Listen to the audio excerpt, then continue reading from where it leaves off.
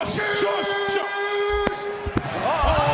stunner! When you say thank you, that it's weird. Say it weird. You say it weird. Try it. Try it. Weird. Thank you. Say thank you. Thank you. And Juliet, thank you. Goodbye. Shush. Shush. Shush, please.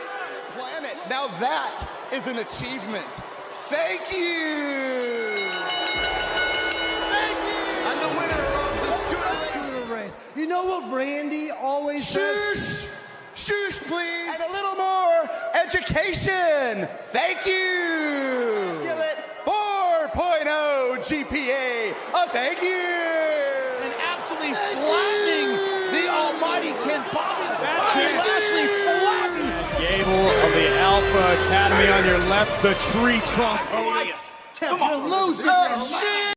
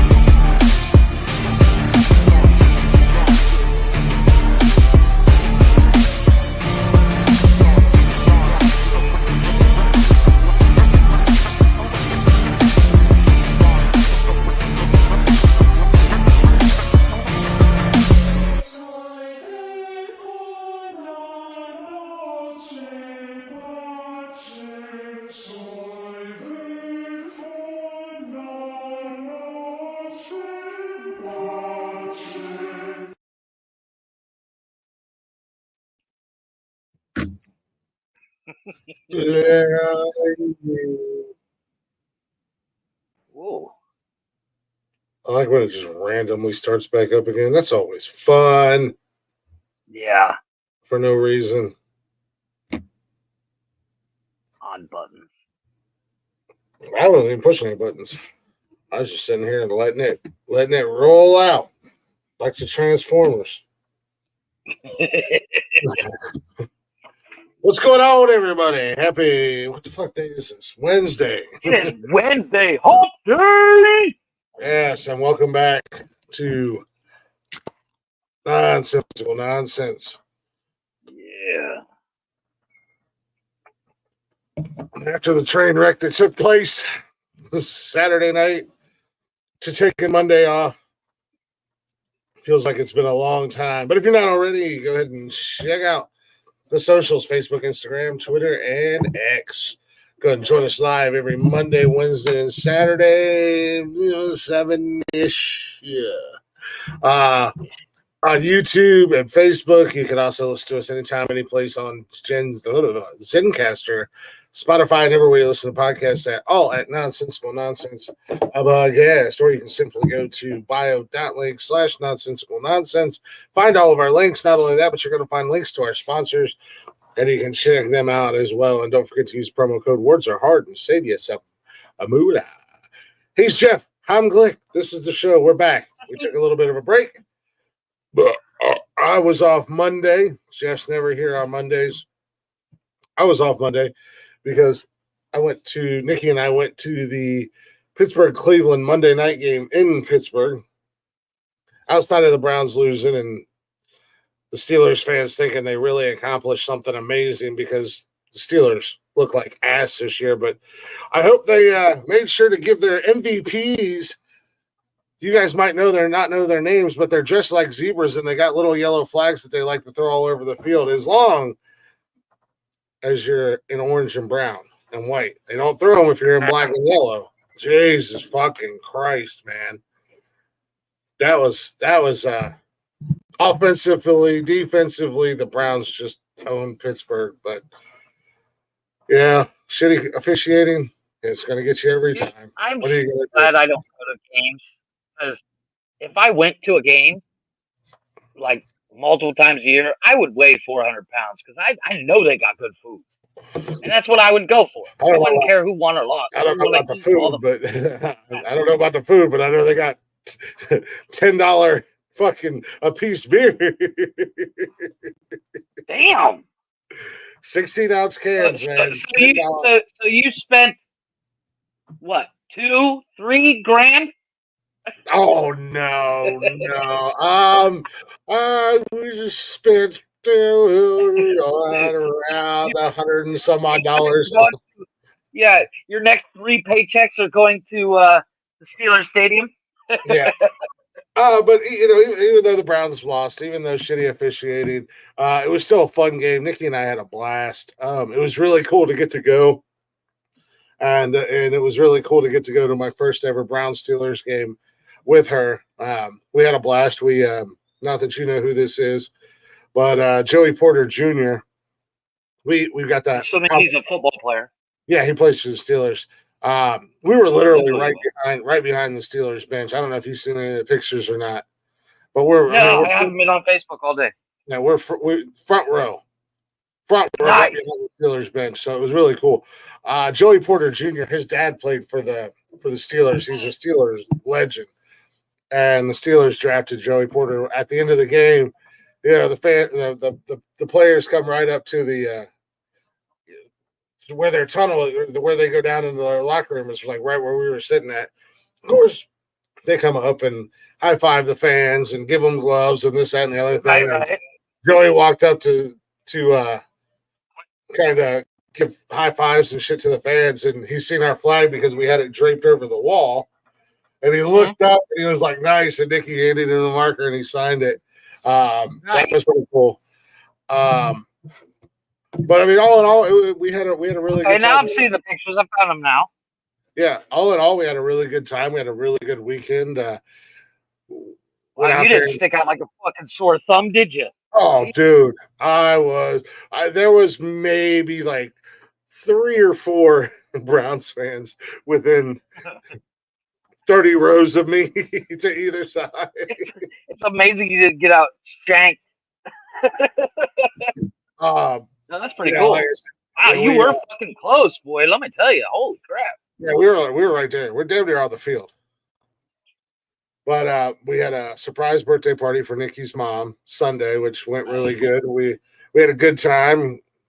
Got to watch a lot of football Sunday while we were doing the party and shit. But the fans were actually really cool. You guys on TV. Yeah, her dad found us on TV. As at the end of the game. On TV.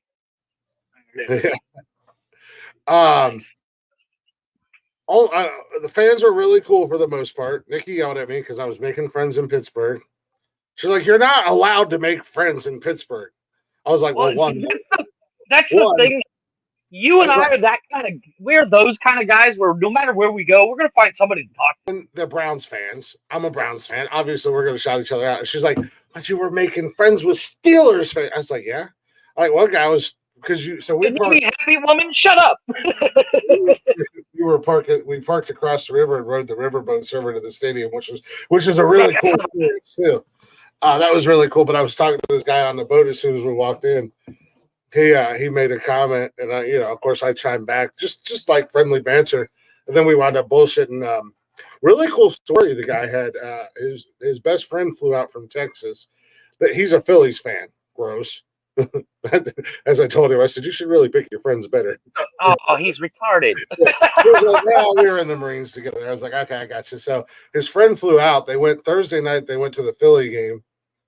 Then Friday or Saturday they went to the Pirates-Yankees game, and then Monday they were going to the Steelers-Browns game. He was telling me that unfortunately they were the only two left out of their unit that were alive. So it was like, and he might have been our age, maybe a shade younger than us, but I know a lot of them. Like they make it a point to spend as much time together as possible and go to sporting events and just go camping, go fishing, go do whatever. The guys want to do, yeah. So that was pretty cool. But like I said, the only issue I had with the fans of Pittsburgh, and if there's any Pittsburgh fans listening, first and foremost, our quarterback was not accused of rape. Deshaun Watson was not accused of rape. He got a little handsy with women that he paid to be handsy with, but because they thought they were Instagram models and they wanted more money, they decided to try to press charges, and there was no legal actions taken, and the judge laughed these dumb broads out of court. However, there was civil lawsuits. So you cannot sit in the stands and scream, "No means no," or call the man a rapist when your quarterback, your beloved Ben Roethlisberger, a.k.a. Rapistburger, was accused of not one, but 2 rapes. Granted, he was never charged, but that was because they paid him off before legal charges were actually pressed. No, I mean, that's the thing anymore.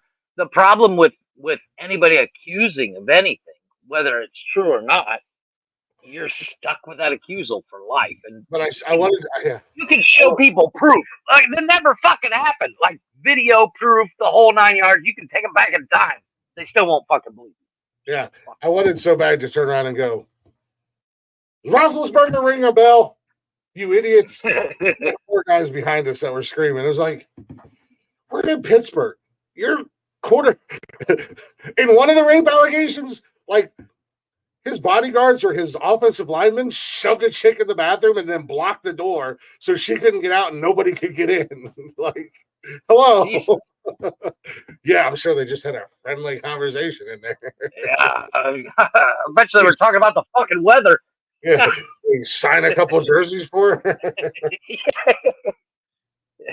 Jesus. I'm sure. I'm not saying Roethlisberger raped anybody or not, but the allegations were still there and money was paid out. So, Pot, let me introduce you to Kettle. Like, hello. Look at that. And other football news. Congratulations, sir, on your first win in fantasy football. Fuck you, Brian. Ryan. Okay, so what was it, like Saturday night? I looked at it and was like, fuck, I'm gonna lose to Brian too. Because Brian was like ahead of me to like he was at like 90 points and I was at like 60 or 70 or 80 or something. He had like 20 points on you, I think, when last I looked at it Sunday and I was night. like, well, I'm fucked.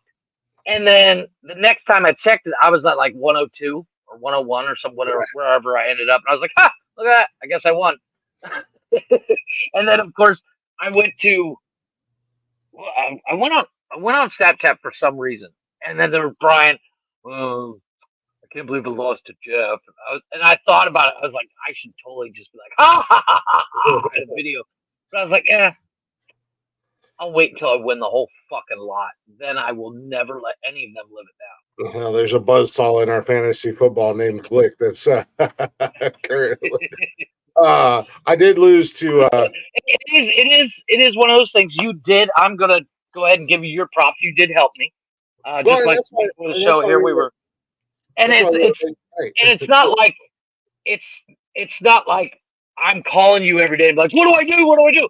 I'm literally like, hey, I don't know what the fuck I'm doing. Yeah, I mean, even to do the trade I did today, I was like, how do I do this? Yeah, no, and that's why we were late tonight, because I was helping Jeff, because I unfortunately in fantasy football this season, in the NFL in general, the injury bug is biting everybody, man, and it's it sucks for these players. Obviously, I don't want it to sound like I'm I don't want to see anybody get hurt. Yeah, I don't want it to sound like I'm going, oh my God, these fucking pussies are ruining my fantasy football. But turn on it. yeah, I hate seeing all these injuries this season, because there's a lot of them, and you can go through anybody's rosters and you see players that are either questionable, or they're out, or they're on the IR. I mean, that's something we talked about before. I was like, dude, every running back I had were all questionable. I was like, well, I guess I'm fucked. Yeah, you have two of your four running backs, and they're big names that are out. Yeah, they're out. And I'm like, well, I guess I'm screwed. And then, of course, you explain to me, you can get another player. I was like, oh, well, okay, let's do that. And since I was at the Pittsburgh game Monday night, as soon as Nick Chubb, what a dirty fucking hit. That's the other thing. Fuck you, Fitzpatrick. You fucking scumbag. What? Did you just say the N-word? No. I'm wearing a Steelers. It's a Minka. Why are you wearing a Steelers hat? Because I lost the bet. Guess I made another bet. Fucking hitting Chubb dirty as fuck down low. Well, I'm using your He's out for the season now. Well, since I was in the stadium, I was like, well, I looked there at Nicky. I said, Browns are bringing Kareem Hunt back, and I'm going to go ahead and jump on my fantasy football and grab Kareem Hunt and Jerome Ford and put them on my teams. Well, see, that's like the advantage. Like, I can literally sit there and watch the game and go, wait, who is that guy again? Yeah. Like, even while I'm doing the moves around, I'm literally asking you, who am I moving again? Because I just see a bunch of names and a bunch of cats' faces, and I'm like, yes, he's a football player. And then you got people like this guy and Tony, who think they're cool because they have like 27 favorite teams in the NFL. So they're like, I guarantee my team's going to win every week. TJ fucking Watt, shut up. Shut up, Brian. You lost. You're not allowed to talk. Steelers had to pull Speaking of losing things, sir, I have a little story for you. I have a little video for you. Because Brian isn't the only one that. No. This is something I saw this the other day and I saved it, and I was like, oh my God, I got to bring this up to Chris. Brian is not the only person that lost something this weekend. Is it going to derail the football conversation? A little bit, but it's football. Well, hold on a second. All right. Hold on a second. All We right. got to get a fantasy football recap in here. Brian took the big L. I already said it earlier. The Steelers pulled one out of the Kansas City Chiefs playbook and had to use the referees to win. I have a football question for you. Tony, I saw a video, and let me see if I can find it because I want to ask you about it. And, go ahead. Keep going while I find this video. I unfortunately lost. What up, Golf Hawk? I lost another one in Tony's imaginary fantasy football league. I was so mad. I was so goddamn mad. The service was so shitty down in the stadium. I was trying to swap players out. I would have beat him if I could have got it because I had fucking Jamal Williams in because I didn't know about Amari Cooper. And I wanted to put Pickens in, and the damn service was so glitchy that I was too late. I was like, God damn it. But however, in the Nonsensical Nonsense Fantasy Football League, Tony took an ass whooping. Tony took a big L this week. Did he? Oh. That Chubb injury fucking sucked. Actually, 2-0 in the league that actually matters. In a real fantasy football league. That all comes to an end this week. I'm 2-0 in our league. I'm actually 4-0. And what is Golf Hawk again? Because I'm pretty sure he took an L from me in our league.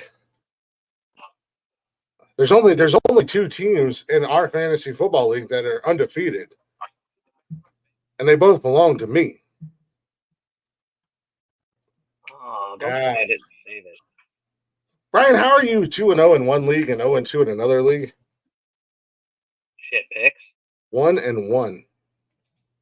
Yeah, I didn't save it. Damn it. So 1-1. I saw a video. I was going through TikTok. You picked yourself this as one does. I was going through TikTok as one does, and I saw a clip, and it was like somebody had recorded it off their TV, and a referee throws a red flag, or a coach or something pulls a flag out of his sock. Yeah, that's a review flag. If you don't agree with a player, okay. Out of the ball, but like this dude pulls this out before they're moving the chains, checking shit. They don't have the chains straight. He's got this shit in the air, and I was like, I wasn't sure if it was like I was like, did he steal that flag? Yeah. I was like, that motherfucker stole a flag and then threw it back at him like he didn't do nothing. So okay, now it makes sense.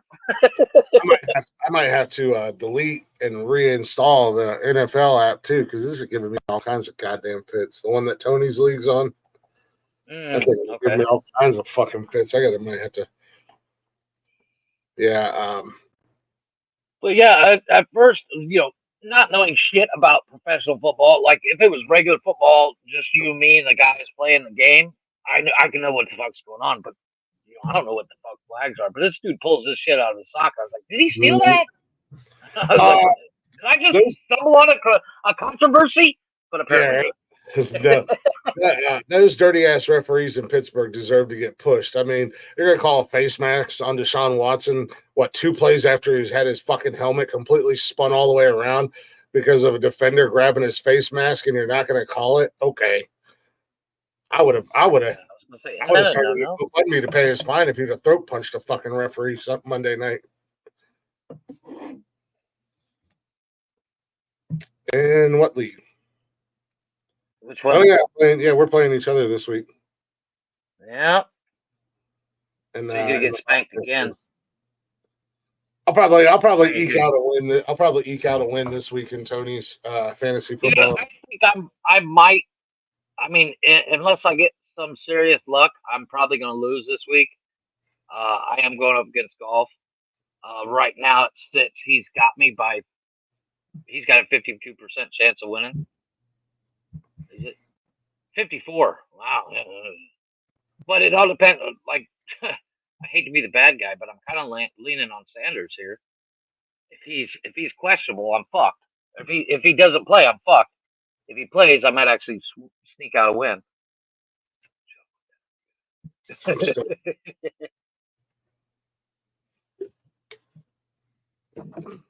No, I didn't. No, because like I said, offensively and defensively, Cleveland fucking ran did whatever they wanted.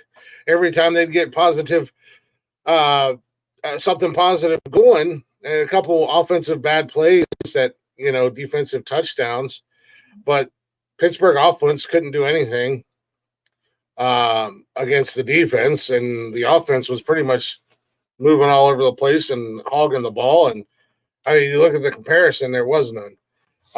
But where the tide turner was in the officiating again. At last play of the game, you watch the replay over and over and over again. Fucking defenders got both hands up underneath DPJ's uniforms, holding him, and pass interference. I mean, it's holding, pass interference either way. The drive keeps going, and the Steelers lose. So, it's just piss poor officiating across the board because at the end of the day, the Browns definitely outplayed the Steelers. But would you ever want to be a referee? um, Like like Billy Crystal and that fucking forget about Paris. it's one thing, and and I hate to say, it's the ref's fault. It's this, it's that, it's the other thing. But when it's so goddamn blatantly obvious Right. that you're one-sided with your penalty calls, but it's one of those things where they're all human. Yeah, they make mistakes, but when the pass interference or holding at the end of the game happened, there was literally a ref 3 yards away watching it. No, but that's what I'm saying. If you had a chance, that's your fucking job. Like if I went to work tomorrow and knew there was a gas leak and didn't pay any attention, just ignored it, and didn't tell anybody, and the fucking building blew up, guess whose ass it's on? Exactly. No, but that's what I'm saying is like if by some reason, some way, I'm able to, let's say, buy the NFL, and one of my things, one of my caveats to me buying it is I can make one person a referee, and I offer you the gig. Do you take the gig? No, I wouldn't want to be a referee. Yeah, I don't. I mean, it's a shitty job, but I mean, at the same time, a lot of these guys in the NFL have been doing it for years. They know how to fucking do their job, and when they make it blatant, and it wasn't just that game this Sunday or the last couple you think years. It's like a prejudice thing? Like there's, they're like there's multiple games that happen this weekend. There's multiple games that happen every weekend where it is just blatant bad calls. And then they come out after, then they'll come out Monday or they'll come out Tuesday and go, yeah, we fucked up. Really? There's no repercussions. Altered the game altogether at the end of the day. It altered the game. Well, I mean, there's that whole conspiracy theory that there's a script for the NFL. Like, they already know who's going to the Super Bowl, and they're going to get them there one way or another. Well, yeah, I'm not a conspiracy guy, but it's almost becoming believable. I seen a guy was talking about the NFL and the terrible officiating that's been going on the last few years, and he said, if you want to watch raw talent and talent versus talent anymore with football, you literally have to watch high school. I was going to say, because you can pretty much say the same thing's happening for college football. Because the NFL has turned into the WWE, and it's getting pretty obvious. Look over here, because God knows what we're doing over here. So, you're going to have to deal with what we can show you and what we're not going to show you. Golf Hawk, I agree with you. I was having this conversation with a buddy of mine today. He said Akers or Hunt for the Browns, and I said, in all honesty, and I told Nikki as soon as Chubb got hurt, I said, they're bringing Hunt back. I said, no, I want Hunt to come back. He was a great player for us. He's already familiar with the system, so he'll be able to jump right in this Sunday. Whether or not Ford's going to continue to be the number one guy, which I wouldn't be mad at, or if Ford's going to take a backseat to Hunt, which, again, I would prefer Ford be the number one guy and Hunt go right back into the role that he was in behind Chubb. But and that was part of the reason that they let him go. I mean, you had the numbers in the backfield. You knew Chubb was going to be your number one primary back. And Hunt was not going to get utilized very well, and why not open space up in the salary cap? But at the end of the day, unfortunately, somebody took a cheap shot. Now Chubb's out for the season, and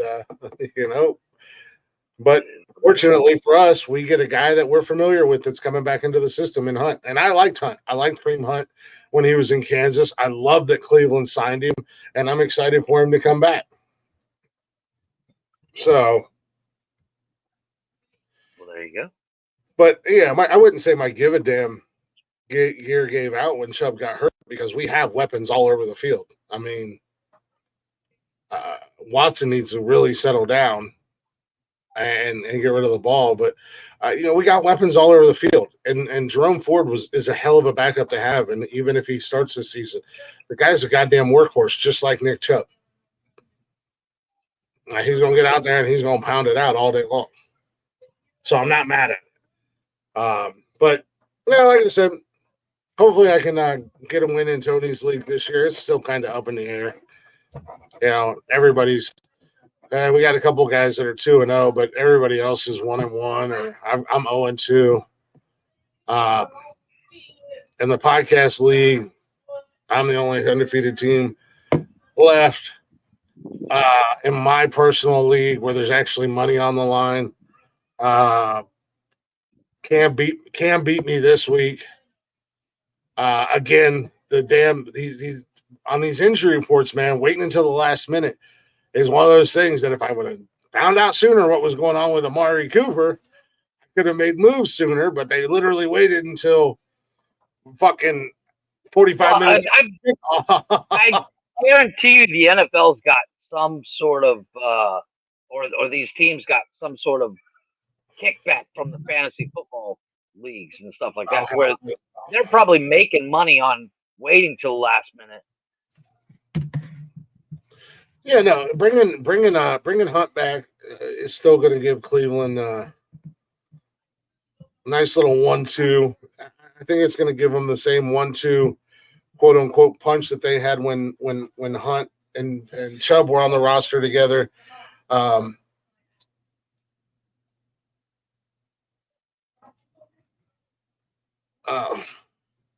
What's going on out there? Chubb was the power, and Hunt was the finesse. And we got Ford, who's going to be the power, and Hunt's going to slide right back into that finesse role. He was a great route runner as a receiving back or a running back. Well, they have that now. Ford's a power back, and Hunt's going to be a receiving back like he was before. I think, the move that Minnesota just made, bringing Cam Akers. They already had Gaskin and Matheson there, and Matheson's not a very good wide receiver one in my opinion, but he's a good route runner. He's a good receiving running back to have, so Akers will probably fill into that power punch. I could play in the NFL. Oh, okay. I can play as a water boy. And guard and tackle the shit out of that stuff, man. I don't even think you're qualified. On the bench, guard the water bottles, make sure nobody dumps near them. If they do, I tackle them. That'd be my job. I don't even know if you're qualified to be a water boy. But no, I mean, injuries are eating people alive, man. Football teams. I was looking at a couple rosters here today. Like I'm playing a guy in Tony's league, and he's got running back. His number one running back, number one wide receiver, number two running back. They're all questionable for this weekend. Yeah, I mean, he's got Golf's got what's SSPD suspended. Yeah. Okay, so he's got one guy suspended. What? He's got another guy that's questionable. His QB is questionable. Well, it's his backup. Okay, never mind. I got one guy that's questionable that's actually playing. The other ones I have 4 questions. Oh yeah, he's got Alvin Kamara. Tony did the same thing. They just picked him up because he's on a few game suspension. So when he comes back, he'll be a number one running back when he comes back. Oh, okay. Yeah, Watson's questionable. I mean, his starting lineup is good.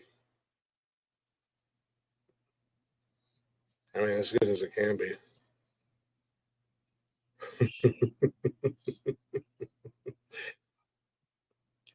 Took that L.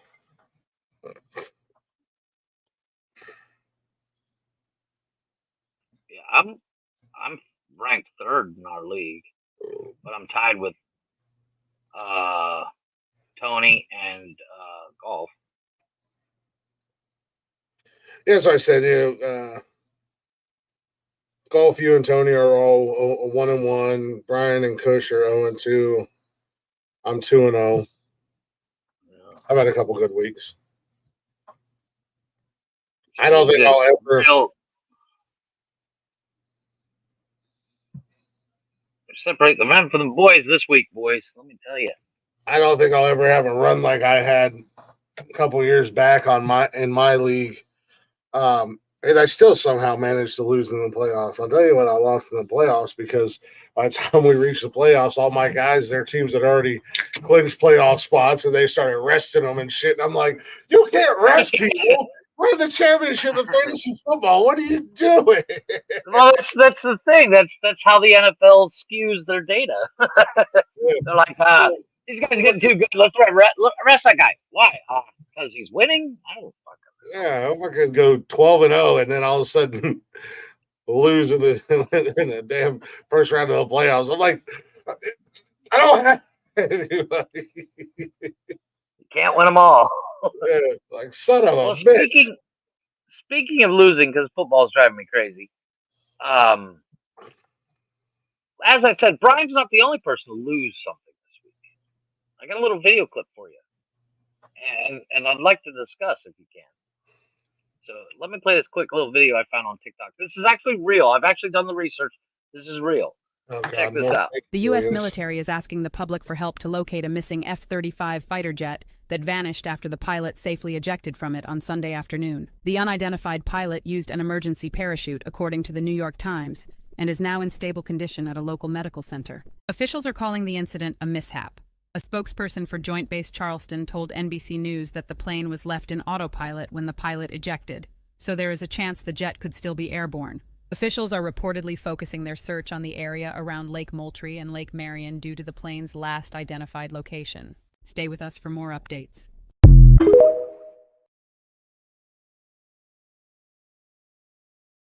Just money down the fucking drain. Let's leave this fucker on autopilot and bounce, dude.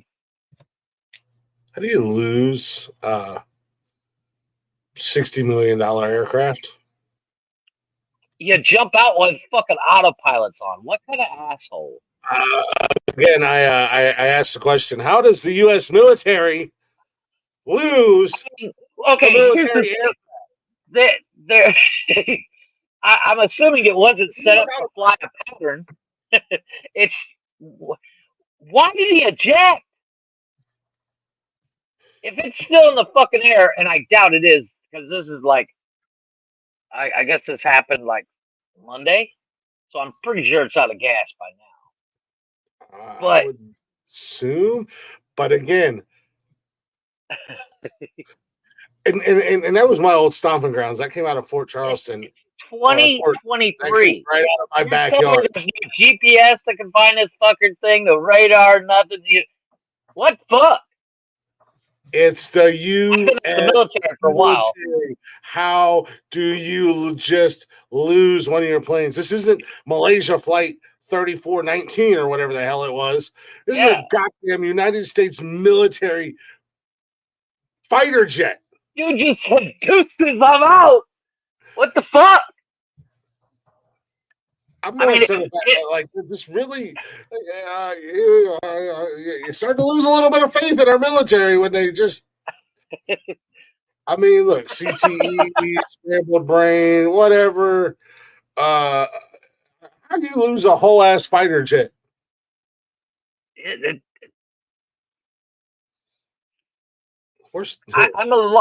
watched that video like 3 times. I'm lost for words. I'm like, how do you? I mean, fuck Maverick. In Maverick, they take off in a Tomcat from some fucking nowhere base. They caught him on radar right the fuck away. Yeah. They're like, he's coming back, motherfucker. He's 35-year-old fucking. Same he drove in the first shit. Yeah, like a 35-year-old fucking fighter jet that he had to hot wire and put together with chewing gum and tell Rooster, hey, flip this switch, flip that switch. That's your dad's department. Fuck, I know. But they got his ass. They found him, but they can't find his fucking plane that's just literally on autopilot going straight.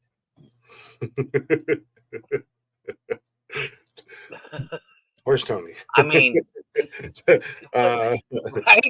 Tony, I'm not a plane guy. Yes, I was in the Navy, but I don't know shit about planes except for they fly.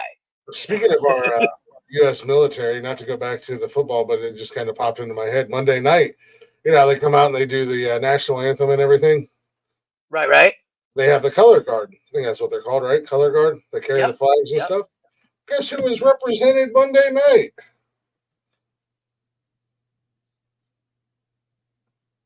Who? Nanu, we come in peace. The goddamn Space Force was there. They were the color guard. Space Force, baby. Hell yeah.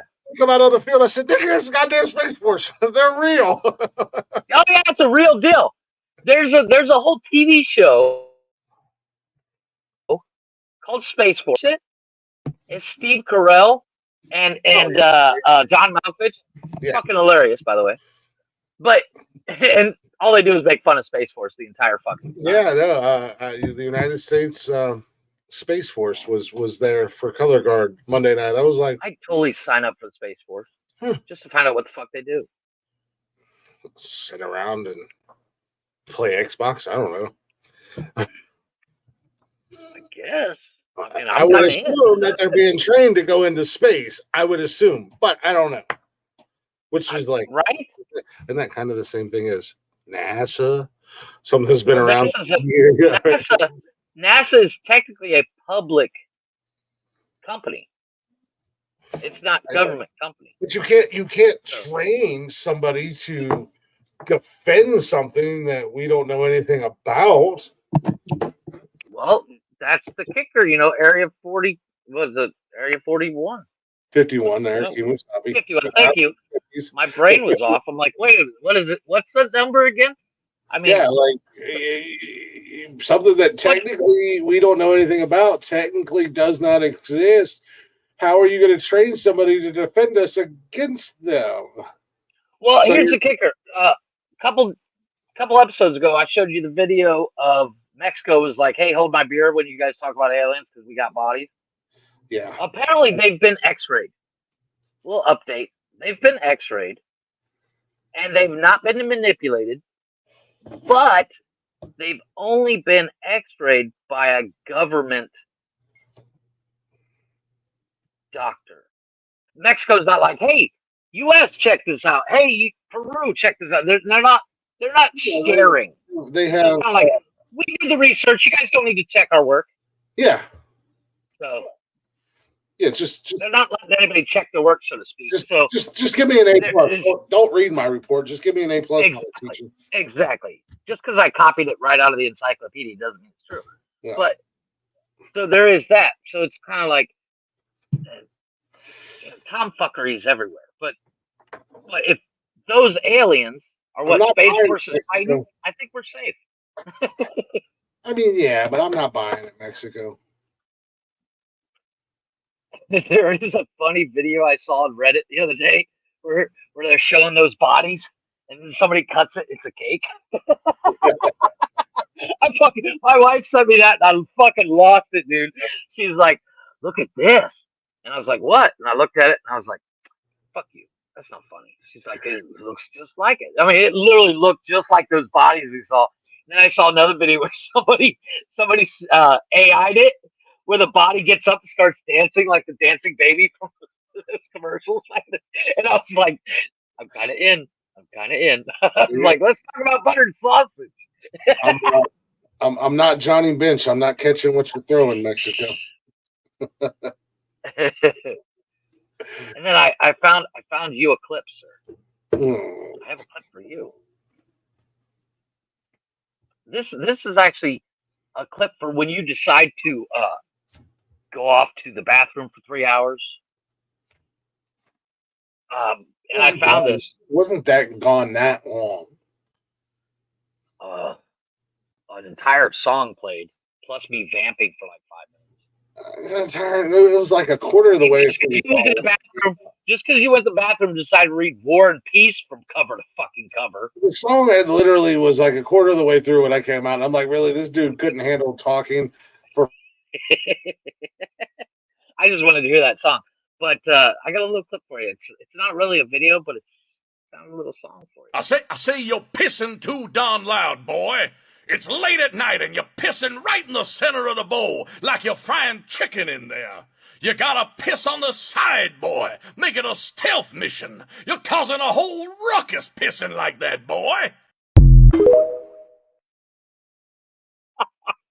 There's a little fried chicken reference for you. I thought that was hilarious. I saw that on TikTok and I was like, I need that.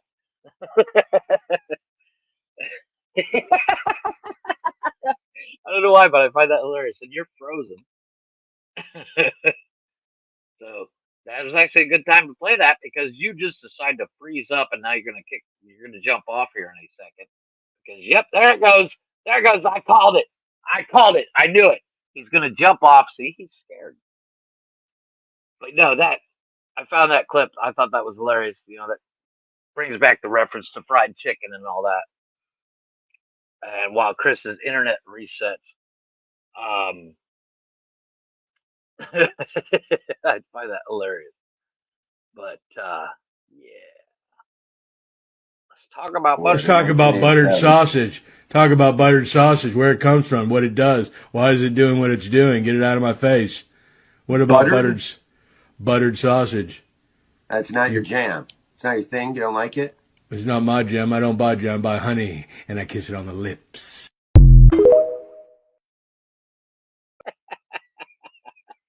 I just find it hilarious. As soon as I find a funny clip, somebody just decides to run away. I have to move my kid. My room is a mess. Oh, it's getting dark out too. Oh my gosh. Let's talk about buttered sausage. Oh, I did see.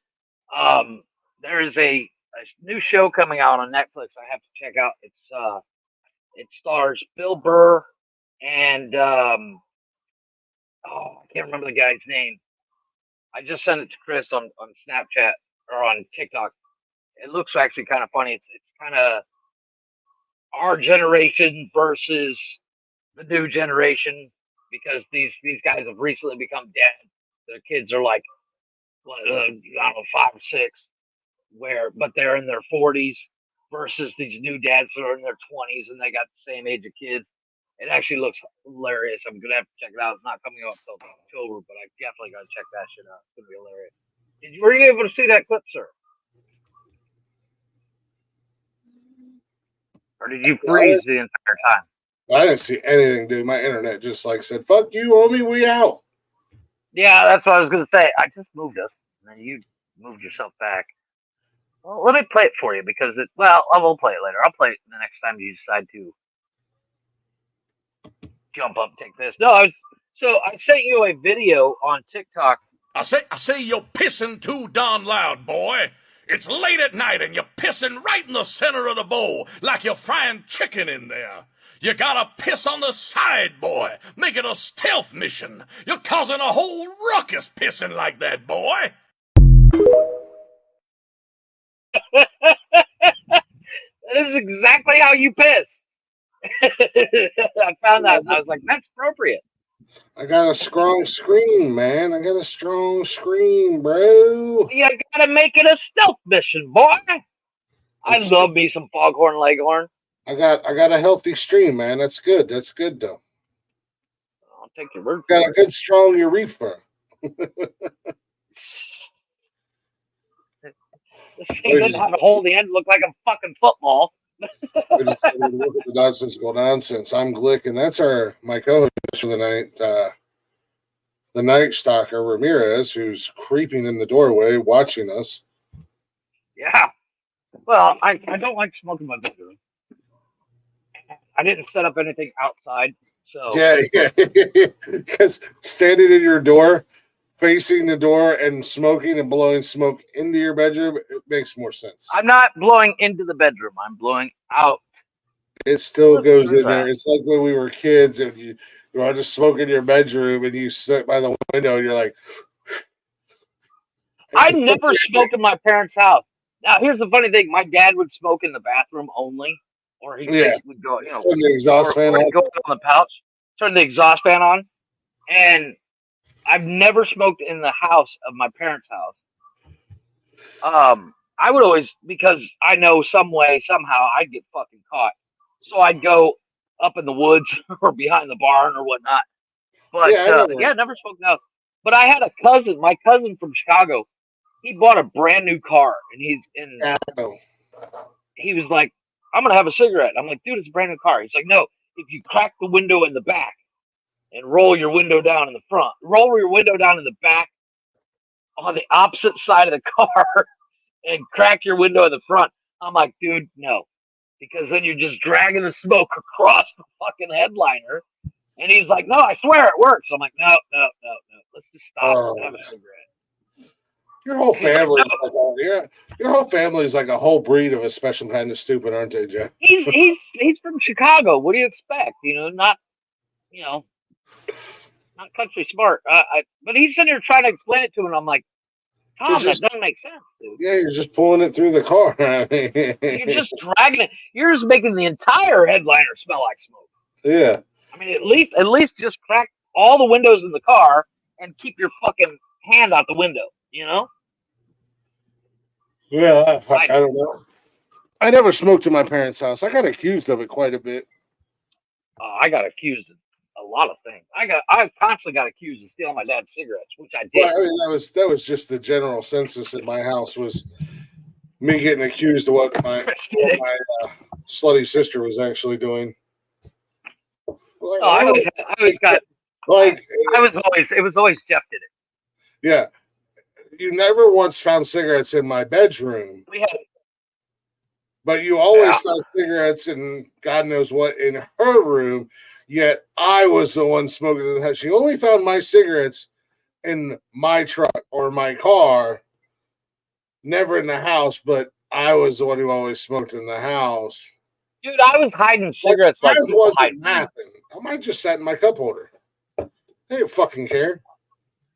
No, I literally had my radio. Yeah, I had one of those radios where you can pull it out when the handheld radio that you take with you, like the entire fucking head unit, as opposed to just the face cover.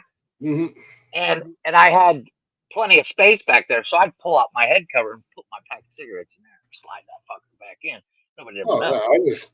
No, I just do mine in my cup holder, or they would be sitting in the center console or whatever. It was just one of those many mysteries in life that baffled me when I was in high school. Like, not once have you ever found cigarettes in my room. Not once have you ever found alcohol in my room, but I steal alcohol and I smoke in the house. But both of those things were found. I was planting them. I was a criminal mastermind at 16, Jeff. Well, apparently, there's a family photo. Every year on my mom's side was a family reunion, and my grandmother had 6 kids and had adopted 2. And one year, I think I was like 15, 16. It was finally the year where everybody showed up. Like, even the adopted kids showed up with their kids. So it was everybody was there. And we decided it was at my parents' house, and we decided to take family photos. Well, the family photo with me and my parents, they have their hands around my neck. They're like, "This motherfucker," kind of thing. Where everybody else is like, "Ee." And I'm the asshole going, "Oh, what the fuck are you doing?" Like Bart Simpson kind of. But yeah, because I was always in trouble. I was always in trouble for something or another. It was right after I got my license. I mean, yeah, I got a lot. I mean, let's be honest, Jeff. It's not like it wasn't. Let's be honest. Yes, I did do donuts in the van, in the high school parking lot. I used to, I would never leave the parking lot of the school without a cloud of smoke behind me. And I had a perfectly good engine. It wasn't exhausted. No. He drove an Astro van, ladies and gentlemen. My Astro van was awesome. Fuck you. My Astro minivan rocked. He drove an Astro minivan. He had a mini pedo van. I had a rape van before it was cool. He had a miniature rape van because he's so little. He's a mini pedo, so he had to have the mini a lot of things. Yeah. Hey, this van came in handy when everybody and their brother needed a ride home. Let me tell you. Yeah. That was the only problem. Well, you had the same issue with the Bronco. You know, you got more than 2 seats in your vehicle, and everybody's like, "Dude, can you ride home?" Well, I mean, It was like a miniature bus. well, yeah, I mean, me, Andy, and Vinny rode together. Our senior year. Mm-hmm. Yeah, I think I would drop them off on my way. And had that fucking Toyota. The tires bigger than the fucking body of the truck. Yeah, you know, I was coming from Newark, so I could come through Centerburg to go to KCCC, and we all just rode together. I mean, it wasn't no big deal. Right. I had plenty of room on my fucking Bronco. So yeah. Well, I remember. Used to see Vinny Banks' mom. Hey, look, win-win. No, but like, I remember. Do you remember Brandon had that little Volkswagen Beetle?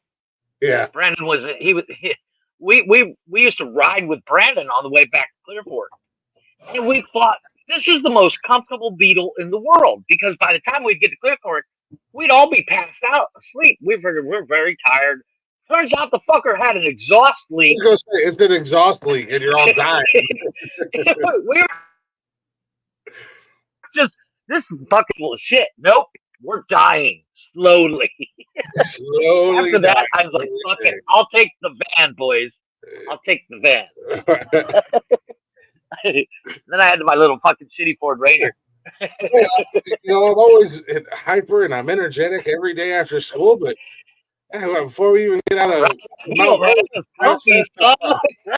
I'm laying in fucking Nathan's shoulder going, "Man, this fucker's comfy, isn't it?" Boys, I'm tired. You mind if I you got 4 big dudes and 3 big dudes and me in a Beetle thinking it's comfortable. Like a 72 Beetle. Nobody ever in the history of Beetles thought even if you're in the car by yourself, it's not comfortable. I owned one here. I never drove one until I drove Brandon's. And I never owned one. And I bought my Beetle here. And I'll tell you what, the most uncomfortable, pain in the ass vehicle I've ever had. Dude, you know how when you get in a vehicle, especially like an old vehicle, moving the seat is kind of a pain in the ass? Because, you know, it's old technology. Moving a seat in a Beetle, I'd rather stand in line for taking a bullet. Jesus Christ. You gotta have an engineering degree and everything. Well, it's not even that. It's like the way it's set up, the track is literally the track that it slides on is literally just sheet metal bent over. Mm-hmm. Which means if you touch it, it bends, which means it no longer works. So, you know, mine, I bought a 76. And down here, I can get them for $10 a dozen. So, you know, and just, every time I look at that car, I loved it, and I started it and drove it. But I like to look at it. It was pretty. But there is nothing. I think there is nothing attractive or cool looking. Even when you soup them up and try to make them, the Volkswagen. You have no love for the Beetle. There was nothing. No love for the Beetle. No, none, man. I never liked them. Never impressed by them. Never seen one that was turned into like a sand buggy or whatever, and was like, "That's pretty fucking cool." I'm like. Dude, I literally had my 76 and I went to the junkyard and got a Porsche motor put in it. Mine fucking Beetle was quick. And that's honestly what I think of every time I see a Volkswagen Beetle. I think of a clown car. Like, I think if I open that door up, 47 clowns, Mexicans are going to come out of it. Same difference. But I seriously, I had mine all done up. I had way too much money in that fucking car. And even I love my car, but I hate to drive it. But yeah, no, I get it. There's a love-hate with a Beetle. Yeah, you buy a Beetle. I mean, like I don't think you either love them or hate them. There's no middle ground. I don't think I've ever had a car that I absolutely hated. I mean, even though I know like my Horizon was not the coolest car out there, but I love that damn car. It was pretty roomy. I was comfortable in it. The some bitch got like 975 miles to a full tank of gas. Hey, that fucking shitty. One of my first cars was that shitty Buick that I bought for $1. I love that fucking car. Yeah, I had a 92 4-door, but only 3 of them worked. Yeah, at one point I had like a 92 or a 94 Sunfire convertible. That was a giant fucking piece of shit car. But I mean, it was fun to drive. But the funniest thing about it is your big ass getting out of a 92 Sunfire. Yeah, I mean, you know, if I, you know, when I put the top down, like bottom of my forehead up was sticking out above the windshield when I'm driving, unless I put on my gangster lean and I'm like lean. Here's the thing. Out of all the vehicles I've ever owned, I've never owned a convertible. I refuse to buy a convertible. I mean, I would like to have another one, but I mean, I think I've only ridden in like 3 convertibles in my life. But I don't know. The thing is like, I know it sounds weird for me to say this, but I know too much about engineering to want to buy a convertible. Because when you really think about it, if you open the door, you have like that much area of the car that can really just taco. So it's and I get it. Convertibles are I just have zero love for them. Yeah, I mean, I don't know if I'd ever want to. I mean, maybe like after the kids are, because I'm gonna have a big fuck off truck for no goddamn reason. This says yes. Here's the thing. Here's the thing. You're not stuck with just one vehicle. That's the kicker. Yeah, I know, but I mean, maybe you buy the big fuck off truck. You buy a brand new big fuck off truck. You're not gonna drive that bitch every day. Nah, probably. I mean, I would. You go buy a couple $100, a couple $1,000 fucking convertible. You beat the piss out of it. Yeah, I mean, I'm probably. Driving kind of deal. If they would make Jeeps more comfortable, I would probably buy a Jeep. And I mean, I would have in the summer or when it was warm, I'd never have the doors or top on that bitch. I would have to have a garage because, like I said, I would never put the doors or top back on it. Once warm weather hit. Here's the thing. They have new seat covers that came out. Well, you can actually get your seats covered. Like, actually replace the seat, the leather, whatever it is. Oh, yeah. Neoprene. Well, yeah, and there's wetsuits or dry suits are made out of. So you can literally rain all in your shit and be golden. And I think Jeeps are already made like that too, where it can get rained on the inside and it's not going to hurt anything. Right. But I mean, I don't know if I'd want another sports car. If I'd want something like a sports utility vehicle that I could take, like one of the new Broncos. They got some Broncos that have the soft tops and the door. I have no love for those new Broncos. Dude. I don't like the new Broncos, but you know what I mean. Something like that. You know that I could take something newer. Yeah, I could take the doors and top off. I don't know that I'd want a convertible car though, but I'm nothing against cars. I'm just not the biggest car guy. I mean, I love my crew. You go old school and get one of those like. Remember back in the day, they'd take the S10 and turn it into a convertible. Yeah, they've done that with Rangers and stuff like that. Or you go buy that SSR that came out a couple years ago. It's basically a convertible pickup truck with a fucking Corvette motor. Yeah, and it's basically just there to be called a bed. It looked like they told a guy, "Hey, we're going to bring the El Camino back," and he was like, he just did a line of coke and smoked some meth, and was like, "I got an idea. Here's the SSR." You know what? Okay, here's the thing. Everybody gives the SSR shit. I think it actually looks kind of cool. I think it's kind of goofy looking. It was like when they brought back the Thunderbirds. Yeah, I 100% disagree with the Thunderbirds. I think they're ugly. I think we need to, you know a company we need to bring back, in all honesty. AMC? No. Pontiac. We need to resurrect Pontiac. I can't agree more. Give us Pontiac Firebirds. No matter what it was, Pontiac was kind of the shit. You can't name a bad Pontiac with the exception of the Aztec. But for the multi-purposes, and if you like wanted to go camping or whatever, whatever. Aztec wasn't bad. I love my G6, man. I loved my G6. I would have loved to have it. Man, I would love to get another one. There's a company where you go buy a brand new Camaro, and you take it to this company, and they'll turn it into a fucking Trans Am. Huh. It's a little pricey. Gabriel Iglesias, he actually has one, where they even turned it into a T-top, sir. And it literally looks like Smokey and the Bandit literally went and bought a brand new fucking Trans Am. I think his is a 2019 or 2020, something like that. Yes, I'm sure. But you are looking at the total cost of the car plus your Camaro. So I think it's like $60K plus the cost of the Camaro. But you're also looking at like 750 horse. So it's not slow by any means.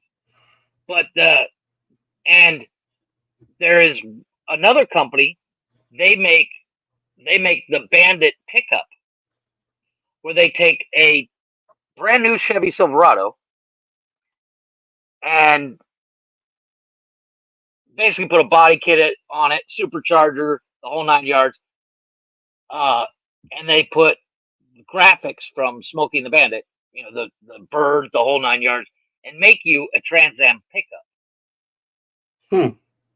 And that thing is sick.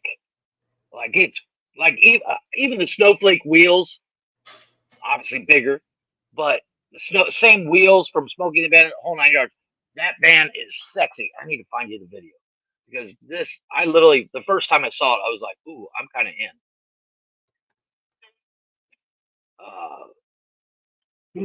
Interesting.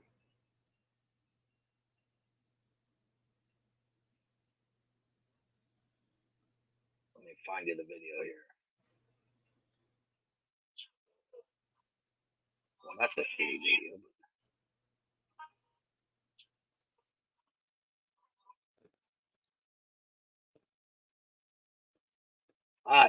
The truck is where'd it go? Maybe this isn't it. It's a 700 horsepower truck.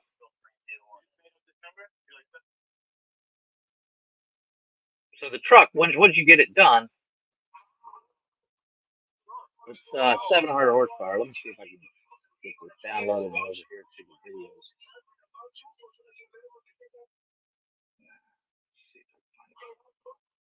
Who did this truck? I don't know the name of the company. Well, actually, Rick Ross owns one of these. But there's a company that makes it. I think Rick Ross originally. Trying to find it. There's a really cool promo video for this truck when it came out. I'm trying to find it.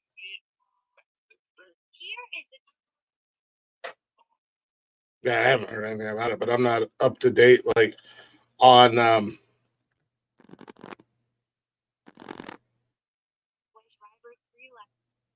Oh, dude.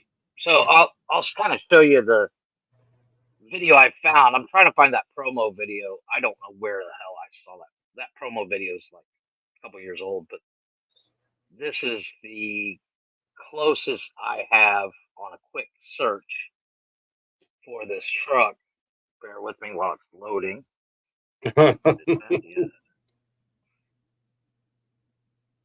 But basically, they take. It looks like a 2019, 2020 pickup, and they beef it up. There it goes. Oh my God, it's taking forever to load. You're killing me, Smalls. Yeah, exactly. Okay. Oh, where's this fucking show? Okay, here we go. Let me load it on here.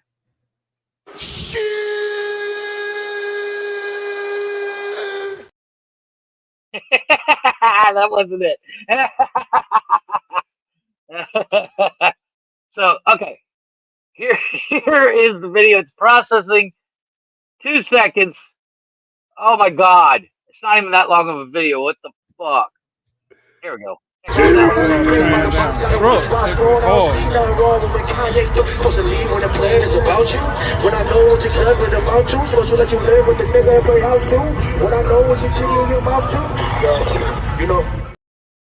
Like I said, not the greatest video, but it's. That was the worst fucking video ever. It just showed the wheels, man. So basically, they just took a pickup truck. They painted it up like the Smokey and the Bandit car. They got rims and painted them up. And then it's a truck that just looks like the Firebird. Pretty much. With a body kit. It's not even anything special. It's also 700 horsepower. You made me wait for all that just to see a fucking goofy-ass rim. Pretty much. I'm trying to find the actual. There's actually videos somewhere. Just get to the point and stop filibustering. I'm not filibustering. It's a fucking. Haven't we learned anything from Tony T? Spoiler alert. Oh, shit. Hopefully I can make his fantasy football show sometime. Shoot the shit with them guys. Let's see if I can find a picture. Cool.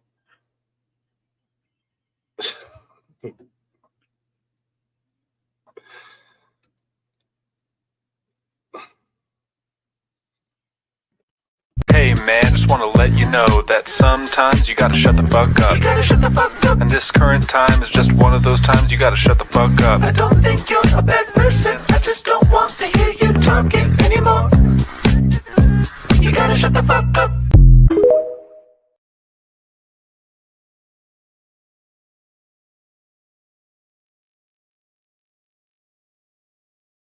You gotta shut the fuck up. These are the Trans Am trucks. And then this is the Trans Am USA, I think is the name of the company. This is the Trans Am they make that you can buy. Well, I mean, General Motors own Pontiac. So, I mean, literally, they just Right. So if they were to make a new Trans Am, it would pretty much look like that. There's the actual truck. Yeah, so it's just a Chevy. It's a Chevy with badges and rims from the Trans Am, but Yeah. it's been beefed up 700 horsepower. Yeah, it's just a Chevy that they threw a body kit on, painted black, put the logo on it, got painted up rims and made rims to look like the old Trans Am rims. I mean, it's not like they did anything outside of souping the engine and stuff like that. If they didn't do anything like, oh my God, that looks like a Trans Am, but it's a truck. They just painted it up. Or Firebird, I'm sorry. This is Gabriel and Glace's Trans Am. Yeah. That thing is dope, dude. It looks nice, but I mean, it's just a Camaro that they. Well, yeah, but they beef it up. I think it's roughly running 700 horse as well. But you're looking at like 110, 120. But yeah, I mean, that's what I'm saying. It's not the Trans Am. It's literally just a Camaro that they painted up to look like. Same thing with the Chevy truck. They also make it with T-tops. Well, you can get a Camaro with T-tops. They customize it to having T-tops. Are the T-tops designed to look like the Firebird when they take them off? No, I don't want it then. Well, then you can't have one. Well, hell, I can't have one. They're 120 grand. You can't. I don't have 120 grand because I don't want it. Well, even if you wanted it, whether you don't want it or not, you can't have it, sir. I don't want it. I'm gonna get you one in pink. I don't know. Speaking of that, did you hear that Fenway Park is renaming themselves Kenway Park for some Barbie sponsor? It's like a 1 or 2 day thing. It's not permanently, but they're renaming it for some Barbie gimmick. They're renaming it Kenway Park. I was gonna say, why? Yes, they are renaming Fenway Park permanently to Kenway Park, and the outfield is now pink, Barbie pink. I'm kind of glad I live in Mexico all of a sudden. if that was the worst thing that was going on in America right now, I'd be like, and it's not even the worst thing that's happening. And I'm still going to tell you, you have your priorities fucked up to say, oh, I'm glad I'm living in Mexico, not America. Why? Because of a ballpark doing their outfield pink and renaming their park Kenway Park. I think you guys got a whole mess of other problems in Mexico. Like one, your government official bringing out fake statues of aliens going, ha, we got real alien bodies. We had a doctor examine them. It was a government official. I have a little guilty pleasure I do when it comes to the internet. Karen videos. Masturbate and cry to Teletubby videos? No, I do that on weekends. No, but the guilty pleasure, like you watch like Bar Rescue. It's a guilty pleasure of yours. You may not want to admit it in every aspect of your life, but it's kind of one of those things you're like, oh, I gotta see it. I love the Bar these Karen videos. I love the Bar Rescue stuff to the point where Nikki and I make jokes all the time when we're at bars or stuff, and we see something and we're like, oh, John Taffer would come in here and kick their ass. They got a new PDS system at the one bar she works at, and I said, "Is it one touch?" She started laughing. She's like, "No." I said, "Unacceptable." Yeah, second gen bullshit. No, but like, I'm watching all these fucking Karen videos. You don't get that here. Oh, you know what? People mind their own goddamn business. Speaking of the Karen videos, you say you watch Karen videos, but do you watch Karens getting what they deserve videos? Oh, 100%. Those are my favorite. The ones I watch. Those are my favorite. I don't know if you saw the lady that kicked the guy. So he's got a service dog in like a grocery store. Yeah. And she goes to pet it. And he's like, hey, don't pet the dog. It's a service dog. And she's like, you can't have a dog in here. And she goes all fucking full Karen on him. And she kicks him. And the cops show up. And the cops are talking to her. And she's like, yeah. And I kicked him. And he's like, wait, you're admitting that you kicked him? She's like, yeah, I kicked him right in the ass. All right, put your hands behind your back. You're under arrest. Why are you arresting me? And I was like, fucking take that bitch to jail. I seen a video a guy was talking about. He was formerly worked in asset protection for Walmart, basically Walmart security. You know, the Walmart PD, the guys that we got away from for all these years. And he said there was an incident in his store one day. Basically, this black gentleman had his adopted white child with him, and Karen came up and accused him of kidnapping. Because when I kidnap kids, the first place I go is I take them shopping at Walmart. Oh, yeah. Show them the good life. Not once, not twice. She tried to forcibly remove this child from his cart. The third time she did it, my man punched her dead ass in the nose. Good for him. And, of course, they called the Walmart police, and then they called the real police, and you know, they go and look at the footage, and you see the footage of her pushing him and trying to grab this kid. And I don't know how old the kid was or anything. And after the third time, like I said, my man rocked her. And I'm like, hey, bitch got what she deserved, in my opinion. And man or woman, you try to grab up one of my kids, first and foremost, good on this guy for having the patience I wouldn't have had. Because the first time you reach for one of my kids, I'm snapping your arm in half. Exactly. Cop said, well, you're right, ma'am. Somebody is getting arrested today. You took her ass right to fucking jail for assault. It was an assault, battery, and attempted kidnapping. Yep. Yeah. Took her ass. I saw one today. This guy, he's walking down the street. Cops pull up, and they're like, "Hey, somebody called us about a domestic disturbance." He's like, "I don't know what you're talking about. A girl in a pink shirt. Where'd you get those scratches in your neck?" Apparently, his girlfriend was beating the shit out of him. Yeah. And he's like, never happened to me, you know. Well, and then she shows up and she starts talking shit. She's like, yeah, I hit him. He's my fucking boyfriend. Basically thinking the law doesn't apply to her. And then she's all pissed, and they put a hood on her face, because she was spitting at the cops and shit, and she's wondering why she's going to jail. And the Fucking cop literally, dummy. she's sitting there, she's like, your wife's probably cheating on you right now because you're not at home. And he's like, A, not married. B, it's kind of hard for her to cheat when she doesn't exist. And Yeah, she's like, oh. And then she looks at the cop with a straight face. She's like, so you're single? And I was like, this bitch, you're in handcuffs. you are She cool. starts hitting on dude like she's going. She's like, I'd be a good wife. He's like, yeah, I'm sure you would. You just beat the shit out of this other guy. He's got a black eye, scratches on his neck and shit. Yeah, let's go get married today, honey.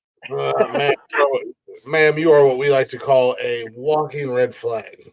No shit. She looked like she was cracked out of her skull. Mm-hmm. Oh. Well, She cracked up. fucking people are crazy, man. Speaking of people being crazy, speaking of people being crazy, Yeah. we need to take ourselves a real quick break. Before we do, I want to, like we always do, at some point in the show, I want to shout out some of our friends, some of the other podcasts that we enjoy, some of the guys and ladies that we like to support, and we'd like for you guys to check them out. If you like what we're doing, you're probably gonna like what they're doing a lot better. But people like the Lazy Ass Podcast, hosted by my man Dizzy, Scumbag Lounge featuring K Stucky and 40 Fonz.